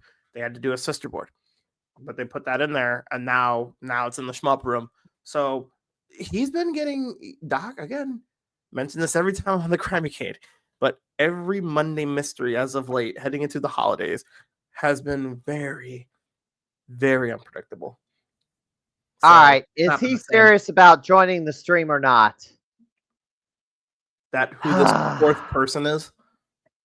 Well, he jumped out and now he came back in with a name change. So but he's muted. His camera's not on. His muted. I'm going to find out if he's got anything he wants to say to all of us. But he's got to turn his camera on before I bring him in, or at least say something in private. Oh, he just sent me he just uploaded a picture. Who is it? Oh, it's Josh. Oh, it is. Josh is in the green room right now. I don't know what he's got something to say. I thought he didn't want to appear in public. I guess he can turn his mic on but not show his face if he so desires. Well, damn, he's pulling up. I got private Josh Pitts. I got private chat. Say something in there to tell me what to do. Oh, so is he like? Oh, he's sitting in. Yeah, he's joined the stream. I'm waiting for him to say something to give me direction. Well, now he took it down. That's so weird. That is weird. I don't know what. This is very sus. He seems confused. She said, "This is very sus." I agree. Josh Pitts, stop tell me what I need to do. Just give me there's a private chat. Use it. I was gonna say great. That private chat for can't be that hard. Yeah. It's not like your hands are broken, unlike mine. Yeah, I was gonna say he didn't have that cat bite. Yeah. He doesn't have that Luna bite. Oh, he just uploaded the end video, which I've already saw. Well, why do I need to play it again? If I need to play it again. Does he want you to play the video again? I don't know. Josh is a confusing man. Do you think it's because I mentioned the fact that like now I'm wondering if he'll be there on Monday or not? Now he's doing this? Maybe. I don't know what he's up to. Or maybe he's moving soon. Or moving to another city. I Maybe doubt that. maybe he got a new job somewhere and he's gonna be moving. That would have soon. been the case, though. That he can't be. He would have said something about it. And on top of that, if he did move, he would have not been able to work for Doc, because if he's moving, Well, he would have. Well, here's the thing: if he was moving, he would have declared. He would have given notice, and then they would have I guess, a farewell party set up, at least. But that could still happen. I don't know. I'm speculating. Now he's trying to be a Greta Garbo. JP is not moving. Oh, wait, he did say something. JP is not moving. All right. No way. But he's acting like Greta Garbo right now. And that's what happens. Here's the thing. Let me say this. I've had to deal with drama the last 2.5 years. And by the way, on my topic list, which I haven't gotten to, the back end of this, the source of my drama the last 2.5 years, a study got put out by the University of Buckingham that the identity politics crowd, the people who are identifying other than man and woman, sharply dropped. And then my question is, well, then what the heck was all that crap directed at me 2.5 years ago all about? If all that was going to collapse, it was just a passing fad. I mean, at this point, this will be a topic for another day because I don't think I'm going to get to the end of this. I don't want to do a 4-hour stream. I'm just going to keep it at 3 at most. I want to know what the speculation is on Josh trying to get it's either Josh or I don't know who's trying to get in. But what do you want me to do, Josh? Do you want me to play this the end video that you uploaded? Is that what you want me to do? Do you have any other comments you want to make? He's not moving. Let's put the video up. Let's do it. Except that's not it. Is this the video from the anniversary event? This is the video. The way you've always known Bloody Wars from before. It's coming to an end. Why is it coming to an end is the question. Yeah, we all want to know why. The battles and the chaos. Why so sudden? Everything we've built. It's just such a I mean, the attendance issue. The last time we gathered. I can understand. Maybe perfectly. This is the last fight. Yeah, but that's like only one reason. Whatever the truth may be. That's one reason. Yeah. I mean, it does hurt. Because I know this for a fact. For every chance. Attendance is tough. I get it. Fight. I get it. This story was written can't be by all of you. I can understand attendance because I had to deal with the wrestling show last weekend. He did mention something about a Discord inactivity. Yeah, he did say something. Discord. Yeah, that's also an issue. It's not as active as it was. I mean, I say I put stuff in there. Discord's kind of a funny little thing anyway. That's true, but it is a niche platform. I will say that there's speculation about doing a Calvin Ghost Discord, but it would have to be heavily moderated.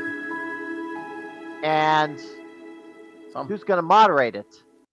I'm telling you right now, man. I'd like a Facebook Galvin Ghost patrons group. I would that Jimbo Slice group. I would like to have converted. I guess I can remove it. Did you? When you wait. And there's this. The gate. Yeah, the gate. So here's my question. Did you see how his brother reacted in Norbert's video? I did not see it. And by the way, there's one other piece on that one. Because David Ferroga. David. You should see. I know I already showed this to Alison already, but yeah, Steven, you should see how. I think it was David who was talking about. David who was like talking at the end, I believe. Yeah. Here, let me see if I can. How does this go? Share this one really quick because it's the way. It's pretty much like the way he ended it, which made me and Allison go, "What in the world?" Like, you know. Yeah. the classic dadgum cliffhanger. But Yeah. I was going to say one other piece of this. David has accepted my challenge Yeah, we'll have to plan for that at a certain for the point. has accepted my challenge for the best of 7, whether it's going to be fighting games only or any game in the arcade. The best of 7 challenge has been issued, has been accepted. It's just a matter of, yeah, I see you say thank you all. Josh, why are you becoming a recluse all of a sudden? Yeah, That's here, what wait, I want to here, know. Here, put this up. Here, put this up. I swear. Like I can't like let it like continue to slip my mind how it ended. Investments went through that event. Audio's a little weird, but we had WWE Hall of I can Famer hear Kurt it. Angle advertising for us. All that for a little. That wasn't outcome, cheap though. either. That's what really Nope. got me. not at all. Mm-mm. And I felt like something was missing that I could have provided for season 3, but at the same time, I felt like it's too late. Because if I'm being honest, yes, of course, there's always room to grow. There's always room to get involved more. But I think it's safe to say, folks, that we've reached a different chapter in Bloody Wars. And if I'm being honest, folks, when's the last time I've ever seen the Discord server active? I mean, So there's a Discord in the mentioning. beginning of Bloody Wars, when I launched the Discord server, of course, we've had fighting game memes as a channel. We've always had, we started to get Team Bloody Wars going, trying to create different segments for people. I felt like something wasn't like. there Oh, was something rap sheets in missing. chat. I didn't Yeah, know that's what it me. was at No, the that's time. Steven. Oh, Of course, we had Sundays. LOL. We sorry. had monthlies on It's okay, it's Sundays. okay. We had that weekend event I forget. on Fight Fest in June. Yeah, rap sheet Steven. But I felt like, what am I doing? Like, what did I do to, of course, every single time, or whenever you're first starting something, it's always going to be a low amount. It's always going to be a low turnout. But a lot was on the line for season 3. I felt like it was my fault for not providing too much. Maybe there was a lot of setbacks during that time, but I know I had something lined up for you folks, at least towards the beginning of November. That's how we've always started things. Last year, we've had Street Fighter 6 November. If we've always started our season in November, or at least in the beginning, but if I'm being honest with you, ladies and gentlemen, I don't think that's gonna happen. Because Like my I missed homie actually this. ripped off the shirt. Like a lot of my that time. one was a I put power in a move in lot my opinion. of That's an effort out of nowhere into power Bloody move. Wars, I missed that And then the way part. how he just tossed it on the table. the easiest thing for me to say. Yeah, he just like to threw that folks, but damn thing on the table.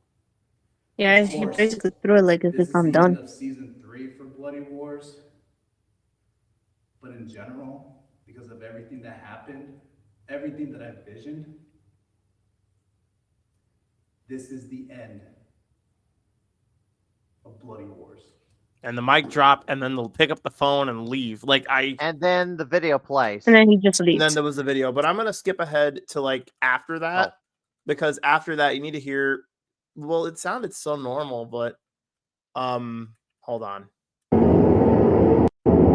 That players for a while. There's I think that's that Devin. No, not Devin. That's David. Just put it on mute. Okay, go ahead. That's David. No, that's David. Yeah. Okay. That's David that just walked by. And I think after the thing, you just hear him speak. Yeah, he says, thank you all for coming. Blah, Thank blah, you all for blah. coming. We have snacks in the back. Blah, blah, blah, blah, blah. Right. Mm-hmm. Like Like, Josh, turn the volume down. Wait a minute, I can't. No, I can't. Anyway, all right, here we go. Right here. all right. Right here. Okay, so right here. All right, everyone, thank y'all for coming. That's all for tonight. The slow clap at the beginning too. Like even the slow clap at the beginning is a weird aura. Like I don't know about Definitely. y'all, but like did you hear the way like David sounded? I heard. Like did you hear Like the tone in his voice? he literally sounded like as if he was dumbfounded. Like Yeah. even though it sounded like he was still doing his job, but it's just like you know what I mean? Like you It's can just hear, you like, can tell in the tone in his voice. yeah. Like he didn't. I don't think he knew that was coming. All right, everyone, thank y'all for coming. That's all for tonight. Yeah. At this point, Josh is out of the building.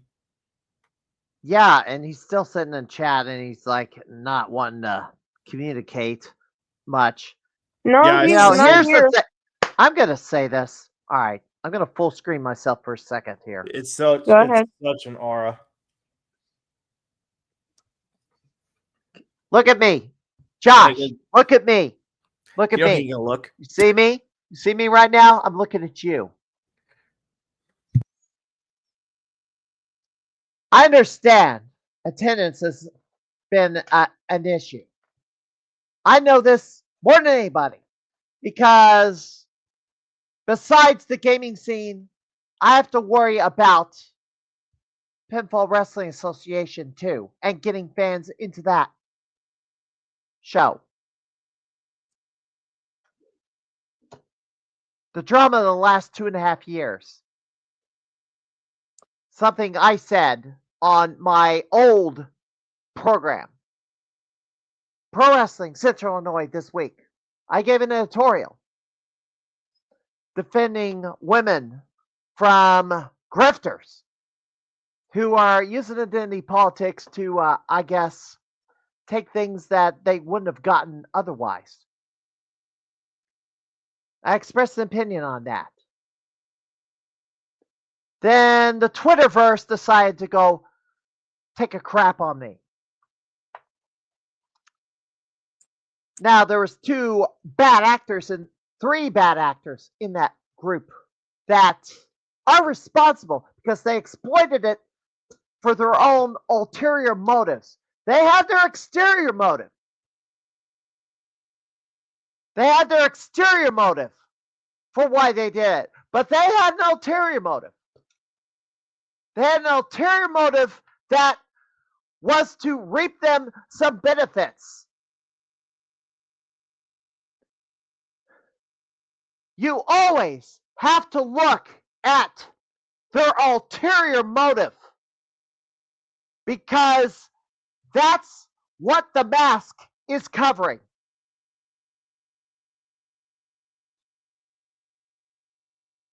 People can present themselves with their good intentions, claim they're doing it because this is the way the world is supposed to be. You know, I saw earlier this week that this so-called Snapchat or Signal chat was running around saying, oh, they're saying all this racist things.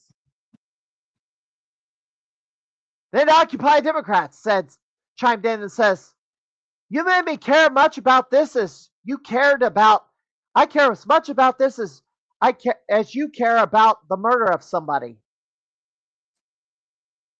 I'm not gonna seek brownie points from you, me when you haven't changed your ways whatsoever.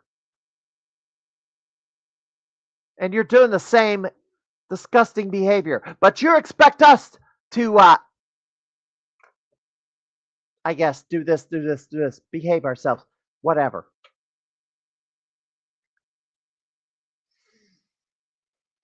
Regardless, the drama I've had the last 2.5 years, and it's not as bad as it is now because the world has changed in the last 2025 greatly accelerated. The normies are back in charge of things again. The chaos is on their back foot, and they're being pushed back, and they're going berserk over it because they're losing so much ground, and they don't know how to respond to it. What I'm saying here,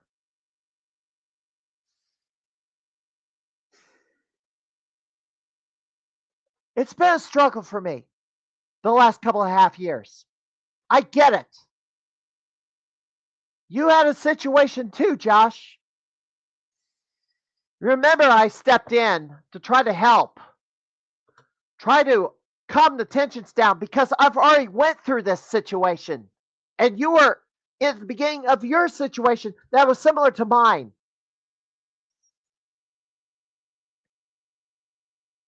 I felt I made some sort of a difference to turn things around and stop that snowball from getting any bigger. Because the day that it came out, and yes, King Cam put it out there. What happened? I know the person we're talking about that was upset by something that happened at the arcade or thought to have happened at the arcade isn't hanging around us anymore, but thankfully this kid is doing okay as far as I know, despite all that's happened, and came back for a while. Although this person got upset about something that I talked about related to my own drama, but here's the thing. When I mentioned that University of Buckingham study, this is talking about people who engage in elective dysphoria, not the people who have true medical dysphoria. My beef is not with people who have true medical dysphoria. My beef has always been with people who engage in elective dysphoria to grift from others and take something that, let's say, cheat on something. But anyway.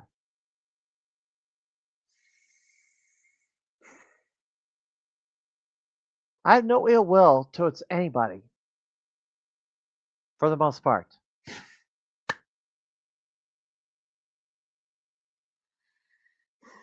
I lost my train of thought for a second, but let me get back. Let me get back to where I was going.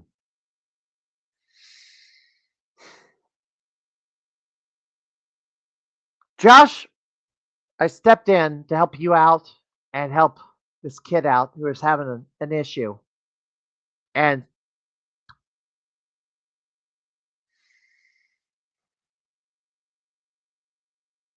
tense has been a problem. Yes, I know. I can't be up at every Bloody Wars tournament. I can't.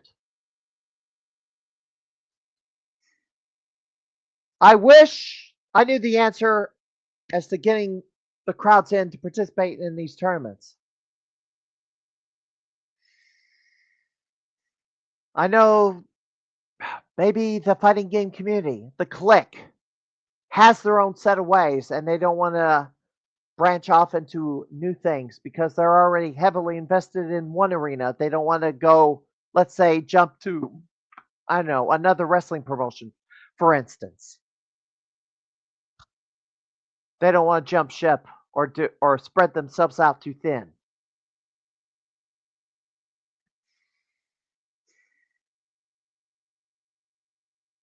I know that ending the Bloody Wars. You're not feeling so great mentally right now. I get it, Josh. You know, last weekend I had to deal with a wrestling show and worry about getting attendance. The wrestling promotion where I live used to draw like 150 per show. We're struggling to get to 100 people. Plus the cost of talent, inflation, and all that stuff. Gotta throw salt in the wound. And there's people who want to see certain people who aren't there. Which, you know, when I talked about ulterior motives. The persons who engaged in ulterior motives saw 2 promotions divorced from them. They had merged with 2 other promotions. Those 2 promotions divorced from because that -5 had been set. They got that bad taste in their mouth 2.5 years ago.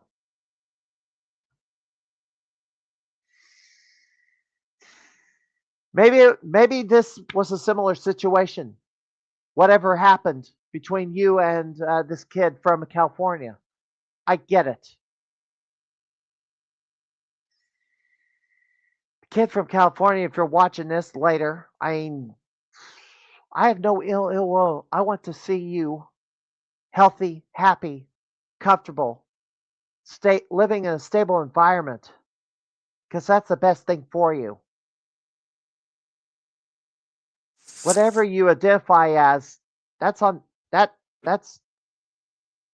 very important, because your physical health is the most important thing. Should be the most important thing in your life right now. And you've been struggling the past couple of years. And yes, I've seen your live streams. And you've been hurting. I get it.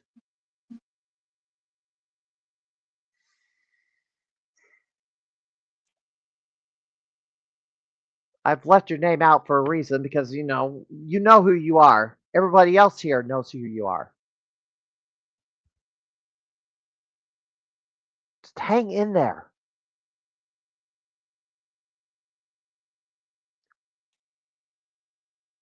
Doesn't matter if you come back to Gum Ghost Arcade or not.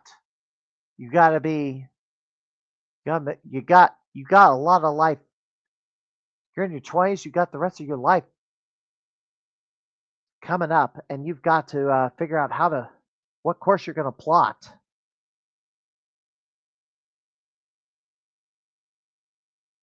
You got to plot out a course the rest of your life, and you may not be able to work a regular job. You got to worry about that. You got to figure that out.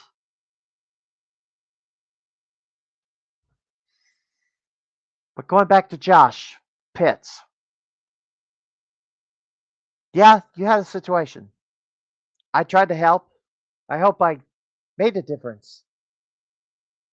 It took a while for you to reconcile with King Cam.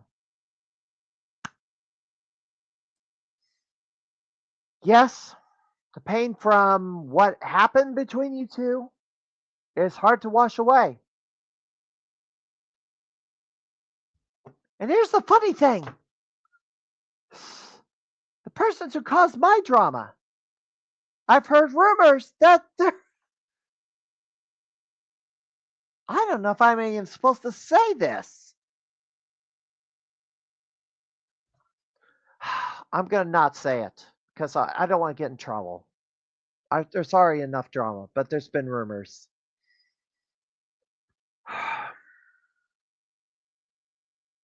I'll let the audience figure out what. But the persons who caused my drama had a change of heart? I don't know. We're not there. We're a long way off from that, to even look at it right now. Regardless. Josh, whatever's going on in your life,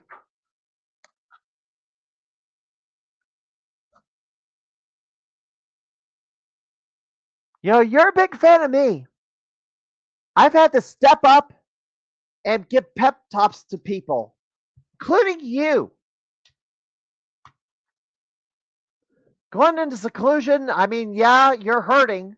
Maybe you need to be away from everybody for a bit. I certainly had to myself. I had to go on a journey and learn things about me. And yes, you said something that caught me off guard. Besides ending Bloody Wars. It was not too long ago that I learned that I have level 1 autism. You have it too.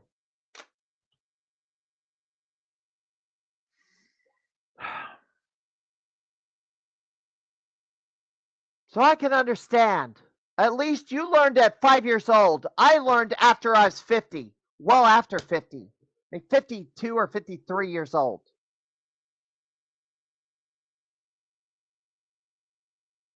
Whatever's going on, Josh. Going into hiding. Whatever's going on, Josh, I care. You understand? I care. KG, I care. Brandon, I care.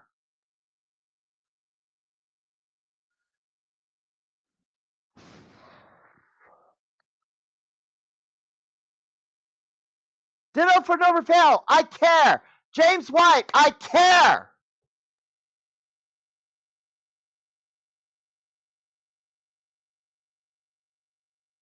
I've had to deal with drama for the last few years. Wrestling drama. I didn't expect to run into gaming drama the last couple of years after trying to flee the wrestling drama.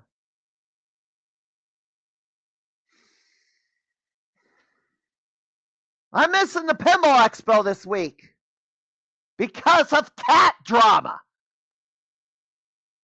I'm glad you behaved, little girl. She's over there sleeping.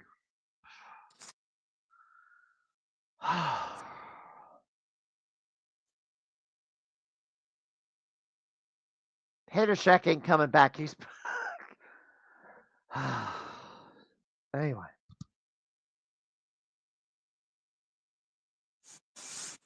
What the heck? Yeah, I wasn't kidding when I had a lot on my mind that I wanted to get off my chest. I mean, I can't get to all of it this week. Or maybe I did. Almost all of it. Well, no, there's three. There's three I can say for next week. 3 items on this list. Because I didn't think I'd have guests on. Surprise guests. But I did. Regardless.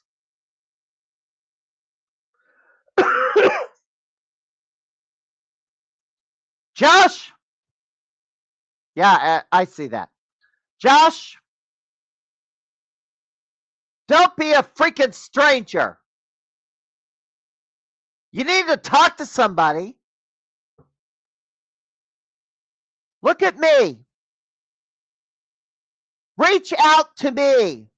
Don't hide. If you don't want me to repeat something, I won't.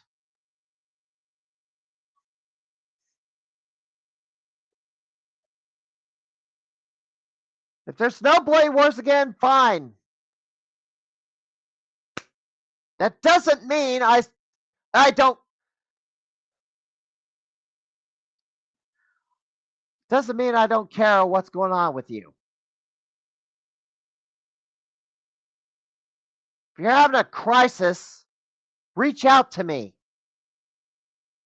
I'm older and wiser. You're 21, 22, 23 years old. I'm 54. I've been through a lot, especially over the last 2 years. I know, I kind of have an idea of how to cope with all this. So, bottom line, Josh, I don't know what's going on, but you need to reach out to me. Don't hide. That's what I got to say to you. And I hope you listened. I hope you heard everything that I have to say about this. And you better reach out to me. May not be tonight, but do it tomorrow. Because I got a lot to do tomorrow. Doggone cat going to the vet. Oh, and I got so much to deal with. All right. My speaking from the heart is complete, I'll bring my guests back in. Oh, glad you got all that out of the plate. But I need to say it. I need to vent and speak from the heart. Yeah, you know, it's a good thing to do that, to just let it all out. despite differences of all of us, if we got a vent, we got a vent. Yep. You mentioned a lovely little name that hasn't been mentioned in about a while, though, in that rant, and that was Hater Shack. Yeah, Hatershack got banned again. It keeps getting banned from Twitch Well, because of whatever happened with Matt Race or Matt, what's his name over in? Is it Matt Race? Lord BBH. Whatever. Yeah, Lord BBH, and Not Matt Race. I mean, I get it. Okay, personally for me, it's in the name Hater Shack. Like, we don't really know. I don't really know anything about Hater Shack. I mean, he's been supportive of my stream for like the last while, and yeah, I mean, I get it. People got those personas, but Matt I don't Hall. really. What's his name? Matt Hall. Oh, that's his real name? Who? Yes, he took some of my scores, so he has the house high on a couple of games that I had the house high on that I haven't been able to take back. I mean, don't get me wrong. Like, again, Lord BBH. I mean, Lord BBH does what he does. I mean, rightfully so. He had a good laugh in when I realized I got reverse rolled from Doc when they pulled out Zombie Revenge, and he had a good laugh about that, and I had a good laugh back with him. I was like, oh, great, they got me. Ooh. But yeah, Hater Shack and him have been like going at it for like almost forever now, and like I don't know how it all started. In my opinion, I don't have an explanation. It's something about kind of vaguely remember he, I guess, threatened him violently or something. Oh God. But I don't know the details of this. I don't know. Again, like I said, it really was a you know what, like he didn't mention Lord BBH on my streams. Yeah. He was well behaved, but or they were well behaved. I have no idea. But they were questionable at certain times, but I'd let Hater Shack say whatever he wants. As long as he's not saying anything crazy or dumb, I would let him say They were literally a cool person to chat while I'm over here watching King play his games. Yeah, she was. They were definitely a hit, but I guess now the Galloping Ghost, I think, got really, really tired of like the spanter between the two of them.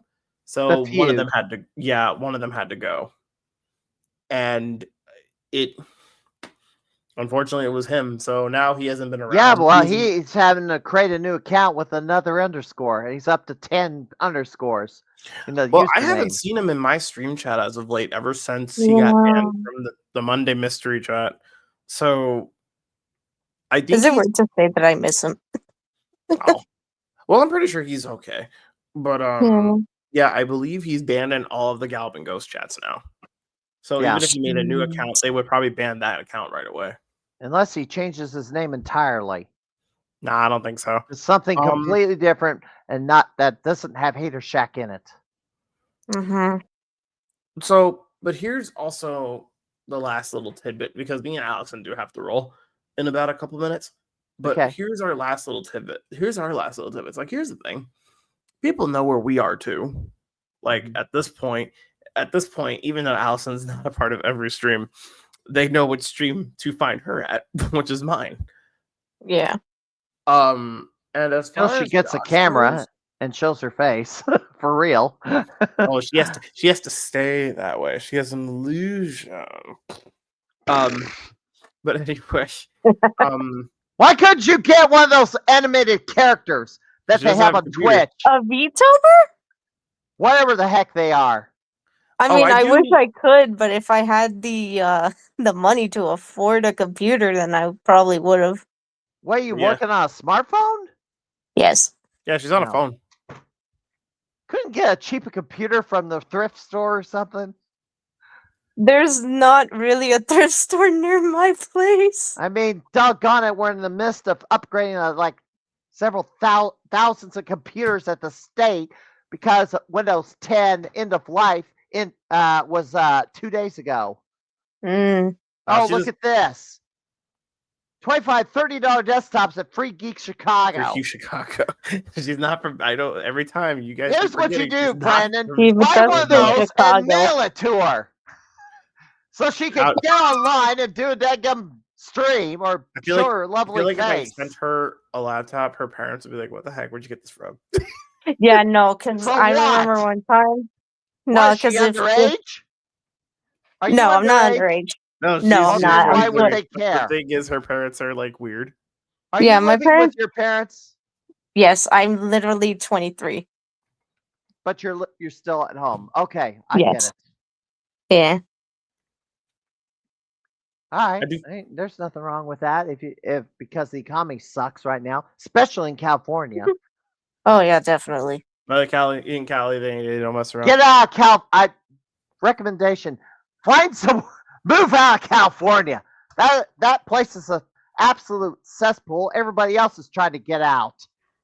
Again, I wish I could if I had the money.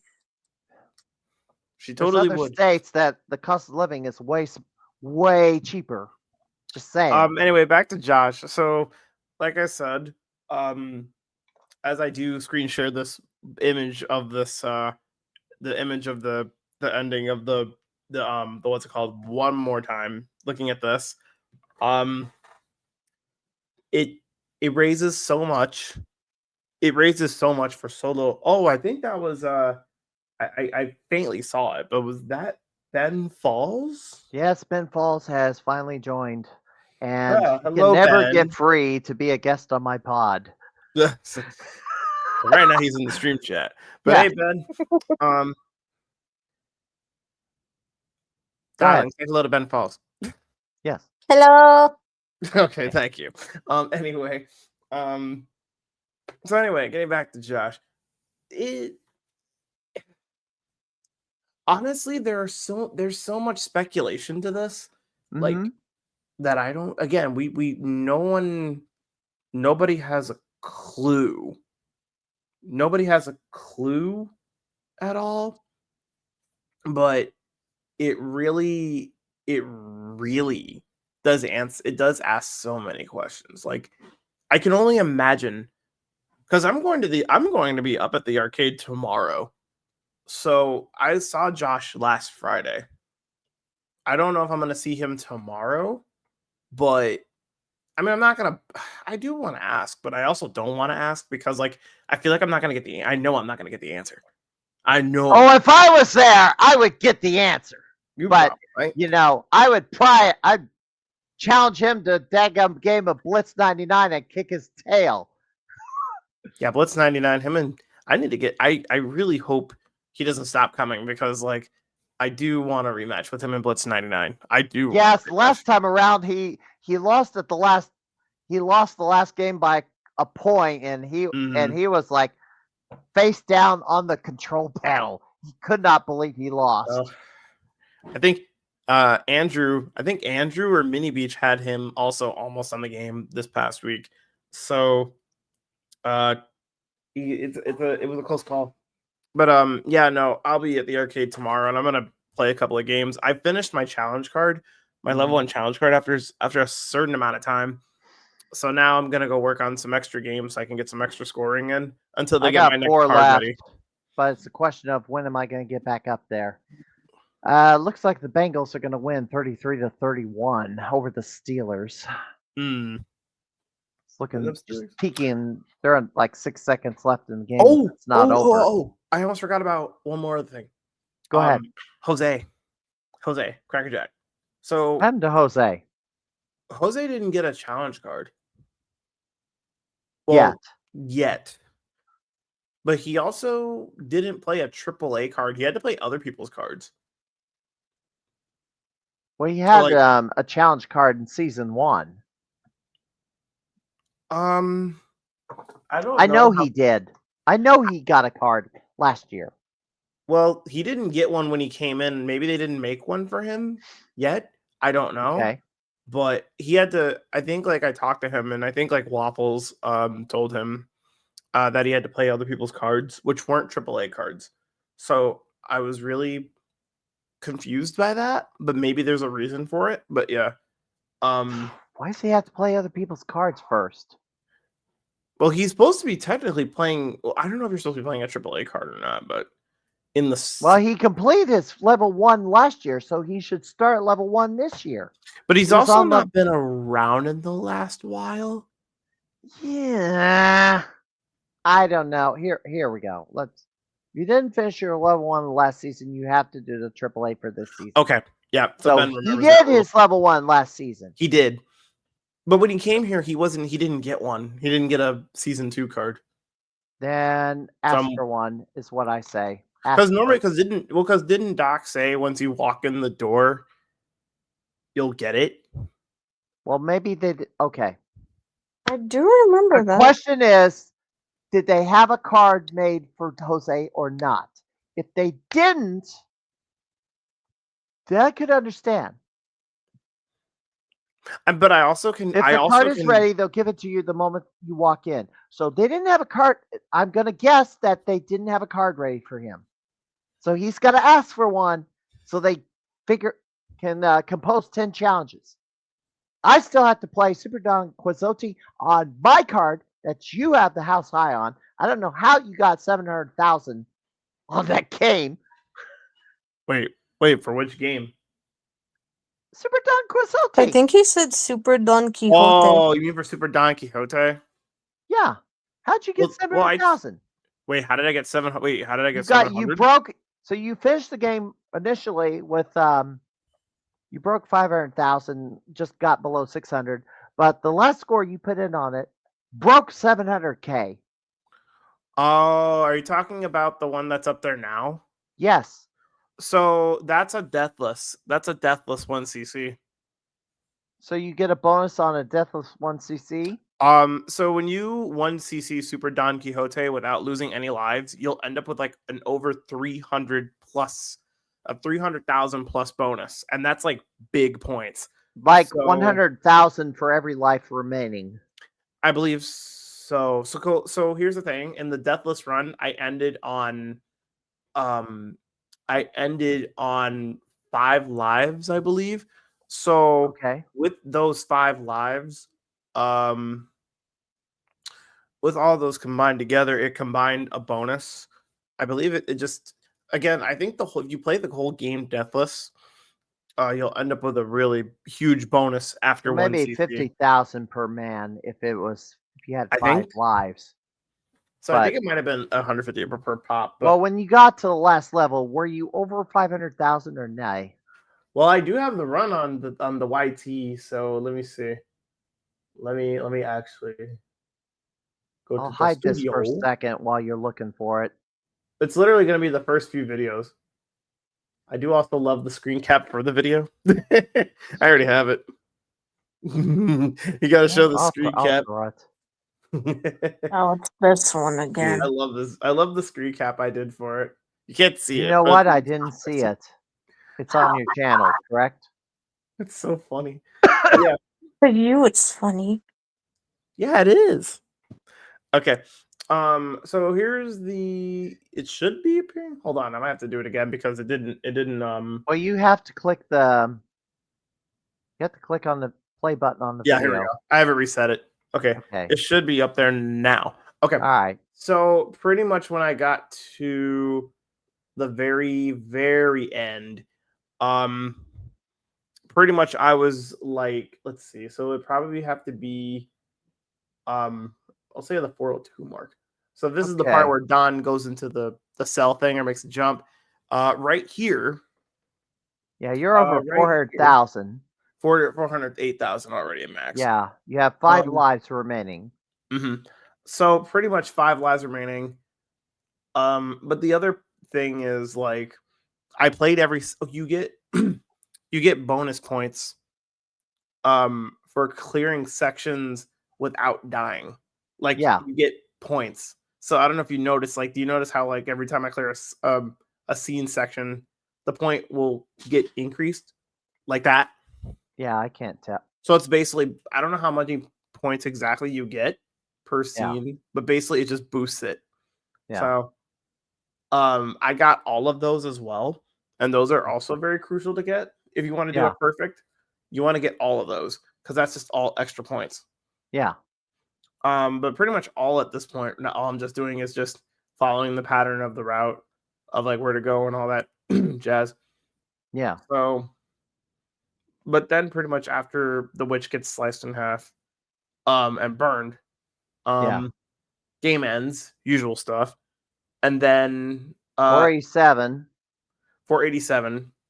So So if you look careful, I don't know if you can see it, but yeah, you see how it's like 300,000.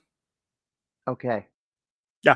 So that was that. I think that might be the highest bonus you can get. So Okay. you want to get that. All right, let's roll it. Yeah, I So see it's it flashing literally- on the bottom, and see it's It's- counting up. See, I see it counting up from the bottom, so it's adding on. So it's adding all those points. Yep. Like you want that bonus. Like that's a 787. Yep. So pretty much I I don't know. completed every scene perfectly without dying. No misses. None of that stuff. You know, I was kind of wondering if so I've seen other like Lupin the Cliffhanger, Lupin the Third, mhm. Mike Vicanor, gosh, I can't pronounce his name. Mike V. Like B. Sacker blew through all the lives to repeat the level, except for the last move, and then got the last move on the last life to get the most points possible. This, you get more points, not by. You have to play that. I mean, you're not going to get more points by replaying the last level multiple times.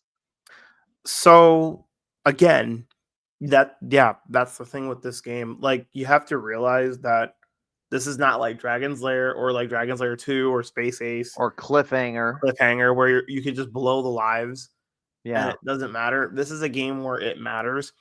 You want to try your best to not die if you want to Yeah. go for the perfect score. Yeah. Or at least a somewhat perfect score. Andrew, the challenge is already being met as of right now.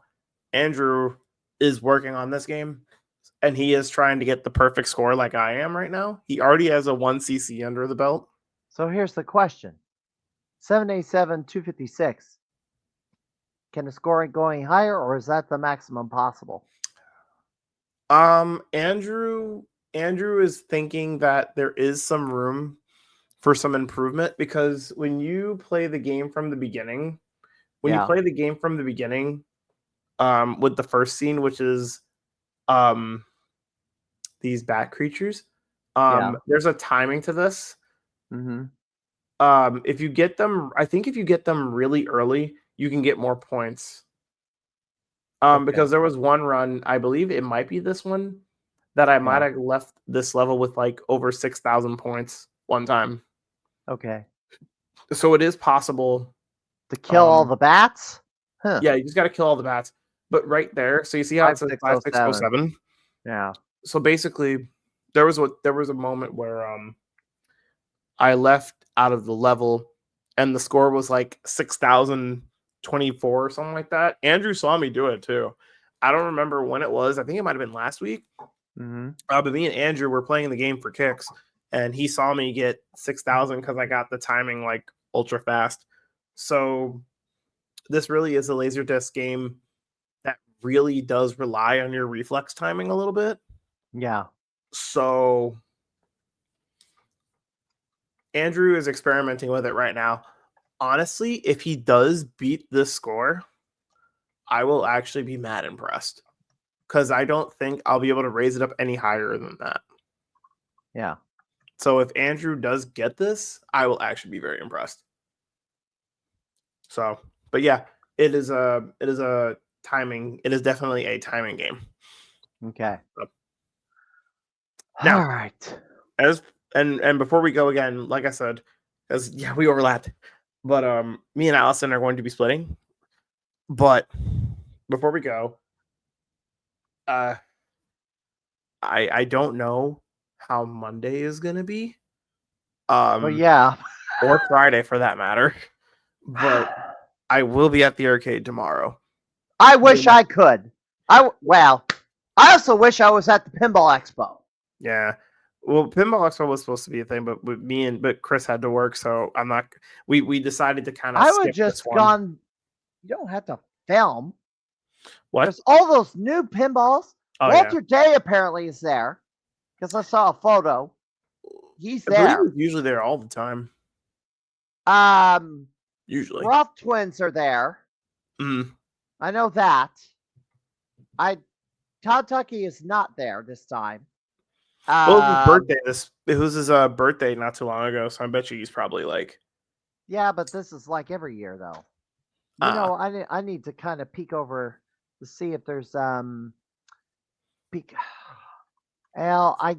looking at the Pinball Expo page, I'm not going to be able to tell much. Mhm. Yeah, well, they opened Pinball Brothers. Who are they? Yeah, they've opened it up. Looks like they got the new Predator pinball out, which is different than the one that Galloping Ghost has. Here's the news. God, Nap Arcade has some news. Barrels of Fun unveiled a new pinball machine. The Winchester Mystery House. They announced that's their new release. They also have Dune, which is another one. I remembered. Yeah, and I'm not going to be able to go. I'm Be able waiting. to play that for who knows how long. I'm waiting, and I told Allison about this since this movie is red hot right now, and you may not know this movie, but I'm waiting for a K-pop Demon Hunters pinball table. Oh yeah, Okay. definitely. I would play the nonsense out of that. Richard Clives, I would who love played the that. character Poncho Yeah. in the Predator movie, will be at the Pinball Brothers booth Friday and Saturday from 11 to 1 and 4 to 6. There was a factory tour at Jersey Jack Pinball. I need to go. I need to look at I need to tour the Jersey Jack. There's a Harry Potter pinball that's coming out. I guess Ooh. that's Jersey Jack's new release. I need to find out what Stern's new release is. I'm telling you right now, somebody needs to make a K-pop Demon Hunters pinball table because Yes, I agree. that movie has been red hot as of late. Oh, look I at agree. this in the same article. Transitioning over to video game side of things. If you're in Chicago for the weekend, see if you can take a little time to sneak off to the Galloping Ghost Arcade to play Typing of the Dead. Oh Bruh. yeah, they're not going to sugarcoat Typing of the Dead either. So that type, I'm telling you, also Typing of the Dead is now that that's here. That's another game that's going to get people in the building because you can't play that anywhere else. Unless you That's going to play be a the money grabber for Airbnb the and weekend. Arcadia in McLean, but apparently John Yates tells me they're running it off a PC and not an arcade hardware. I'm hoping, I don't know if Waffles will be there tomorrow. I doubt it, but hopefully whoever will be working tomorrow will let me get in there to like work on Typing of the Dead for like a PB or whatever Okay. they're I don't think there's no track yet, but I do want to do a video run of I do want to do a video run for sure of Typing of the Dead tomorrow, just for like a personal best. I do have Okay. some other things I'm going to be playing. Like tomorrow, I'm going to be focused on playing some games that aren't on my challenge card to prepare for my next card. So also, I did have the score in Fighter and Attacker for a little bit, And Andrew took it. and Well, Andrew you might as well just throw this up here. The new score is 304,650. So the last score that Andrew had was, or no, the last score that I had was just shy underneath the 300,000. So I think I had like 298. So Andrew edged me. Like, do you remember the math that we did the other day? Like It was like 6,000. I think it was 6,400. Yeah, it was like 6,400. Yeah, so there was a 6,400 difference between our scores. So Andrew barely edged me like by a little, which was interesting because I thought it would be like 400,000 or something like that. Well, there was another score. Do run. He edged me by a little, but that was enough to keep me from retaking the score when I was last up there. The ones that are really shocking in this list are Hopping Mappy for sure. That was a Definitely 1 Desert War CC, because it is for 1 sure. CC. Yeah. 56,000. Andrew ain't getting that one back. What, Desert War? No, he's not getting Hopping Mappy back. We'll see. He says he wants to try to crack out another Yeah, number good on luck it, with but we'll that. see You what ain't it's going to getting be. it. You ain't getting it. I saw John Liming a while ago, and when he told me about, or not, he didn't tell me. When he told me he was working on some stuff, I didn't know one of them was going to be. He didn't say anything about Spinal Breakers, so seeing that one go up on Monday was actually really shocking. Yeah, and I it's know he told pushing me 3 about million. The only way to get the score up is fire as many shots as you can on a level and surpass the number of fired shots. really was good. I think Andrew was like, Liming really got like hella good combinations. He must have knew like where all the stuff was because that's like crazy good. Yeah. He also Ben took said heavy he's been units. grinding Spinal Breakers since T20. Yeah. Yeah. See, and that's what T20 does. This is what T20 does. You take something off. If you take games off the floor that haven't been touched for a while, they will work on them. And Spinal Heavy Breakers units was one for was Fat Chris for a also- while. But Okay. now, Well, look but at this now- shocking now- score up here. For 8 Dew- million on Mr. Dew. And that was at That's- Underground Retrocade. that's a long run. Yeah, and that's the highest score in Arcade Wars. Mr. Dew is the game of the month. This is the game of the month. Galvin Yeah, Ghost is not putting any scores in. It's right now a dogfight between Underground Retrocade and Garcade, but Underground Retrocade pretty much has this wrapped up by virtue of this one score alone. Everybody, if they're gonna pass this, they're gonna have to find 3 people that can score 3 million points each. Mhm. And look at some of this other. Yeah, JP Pitts improved his time on Sonic Sega All Stars. I haven't seen him play that game in about half a bit. Well, he's been grinding on this. Usually it's been, for him, it was just Power Stone too. I'm Yeah. waiting for him to get the 300,000 in Power Stone. Desert Power War. Stone 2. Yeah, Casey Spoon, Matt Spoonmore, Desert 3.7 War is million. long gone. Like that game's gone. Unless if I can do a 1cc, which I probably could do, I'd have to practice it. But as for right now, that game is gone. This one here, Star Wars Racer Arcade. So I've tried I had the score.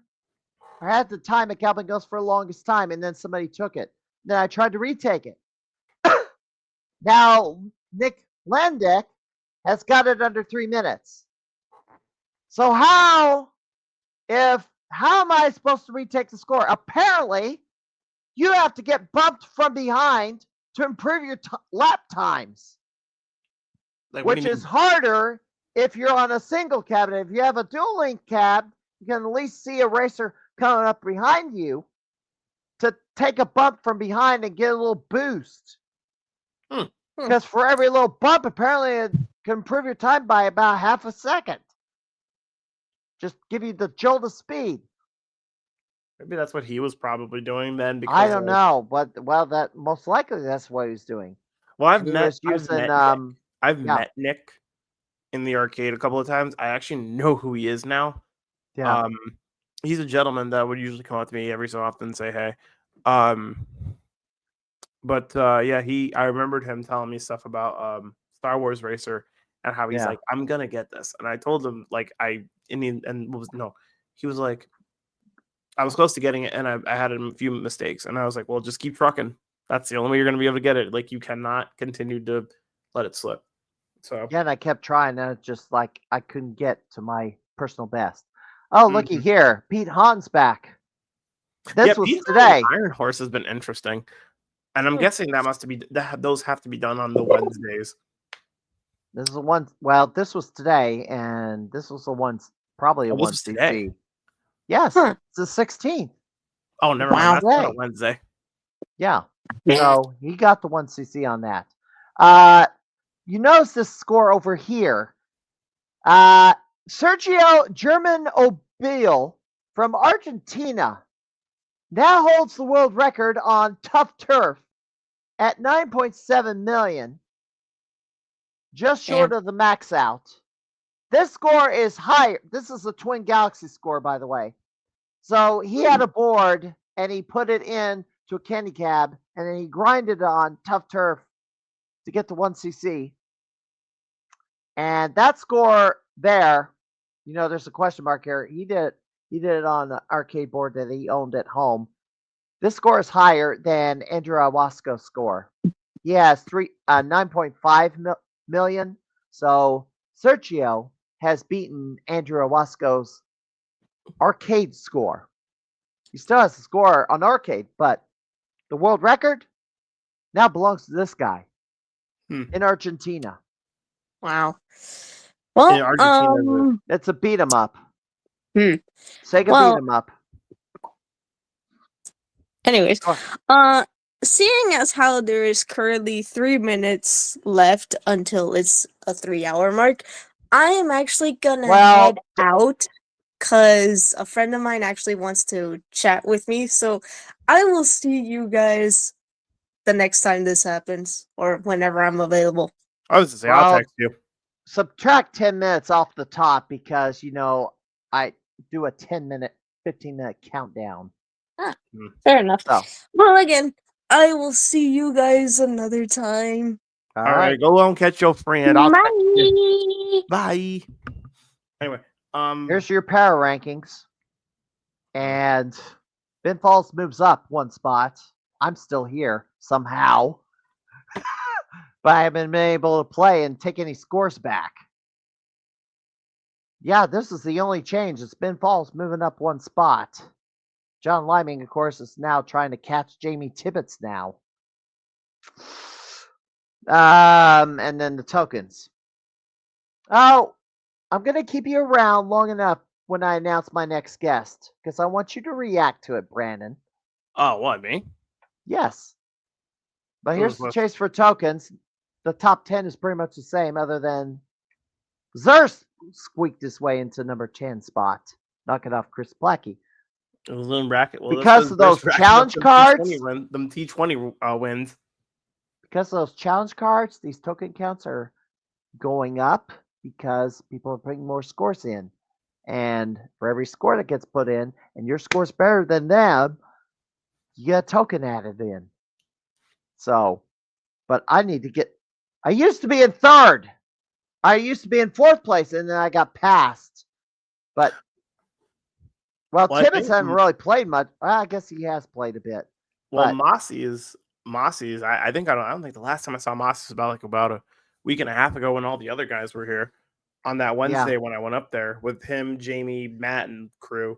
But Mossy's has been getting some games in. He's been cracking down. Yes, I'm going to be on for a bit longer. What's up, Norbert?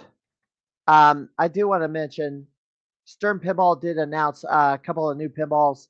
Star Wars Fall of the Empire is their new pinball release, as well as King Kong Myth of Terror Island. So that was their new releases for the Pinball Expo.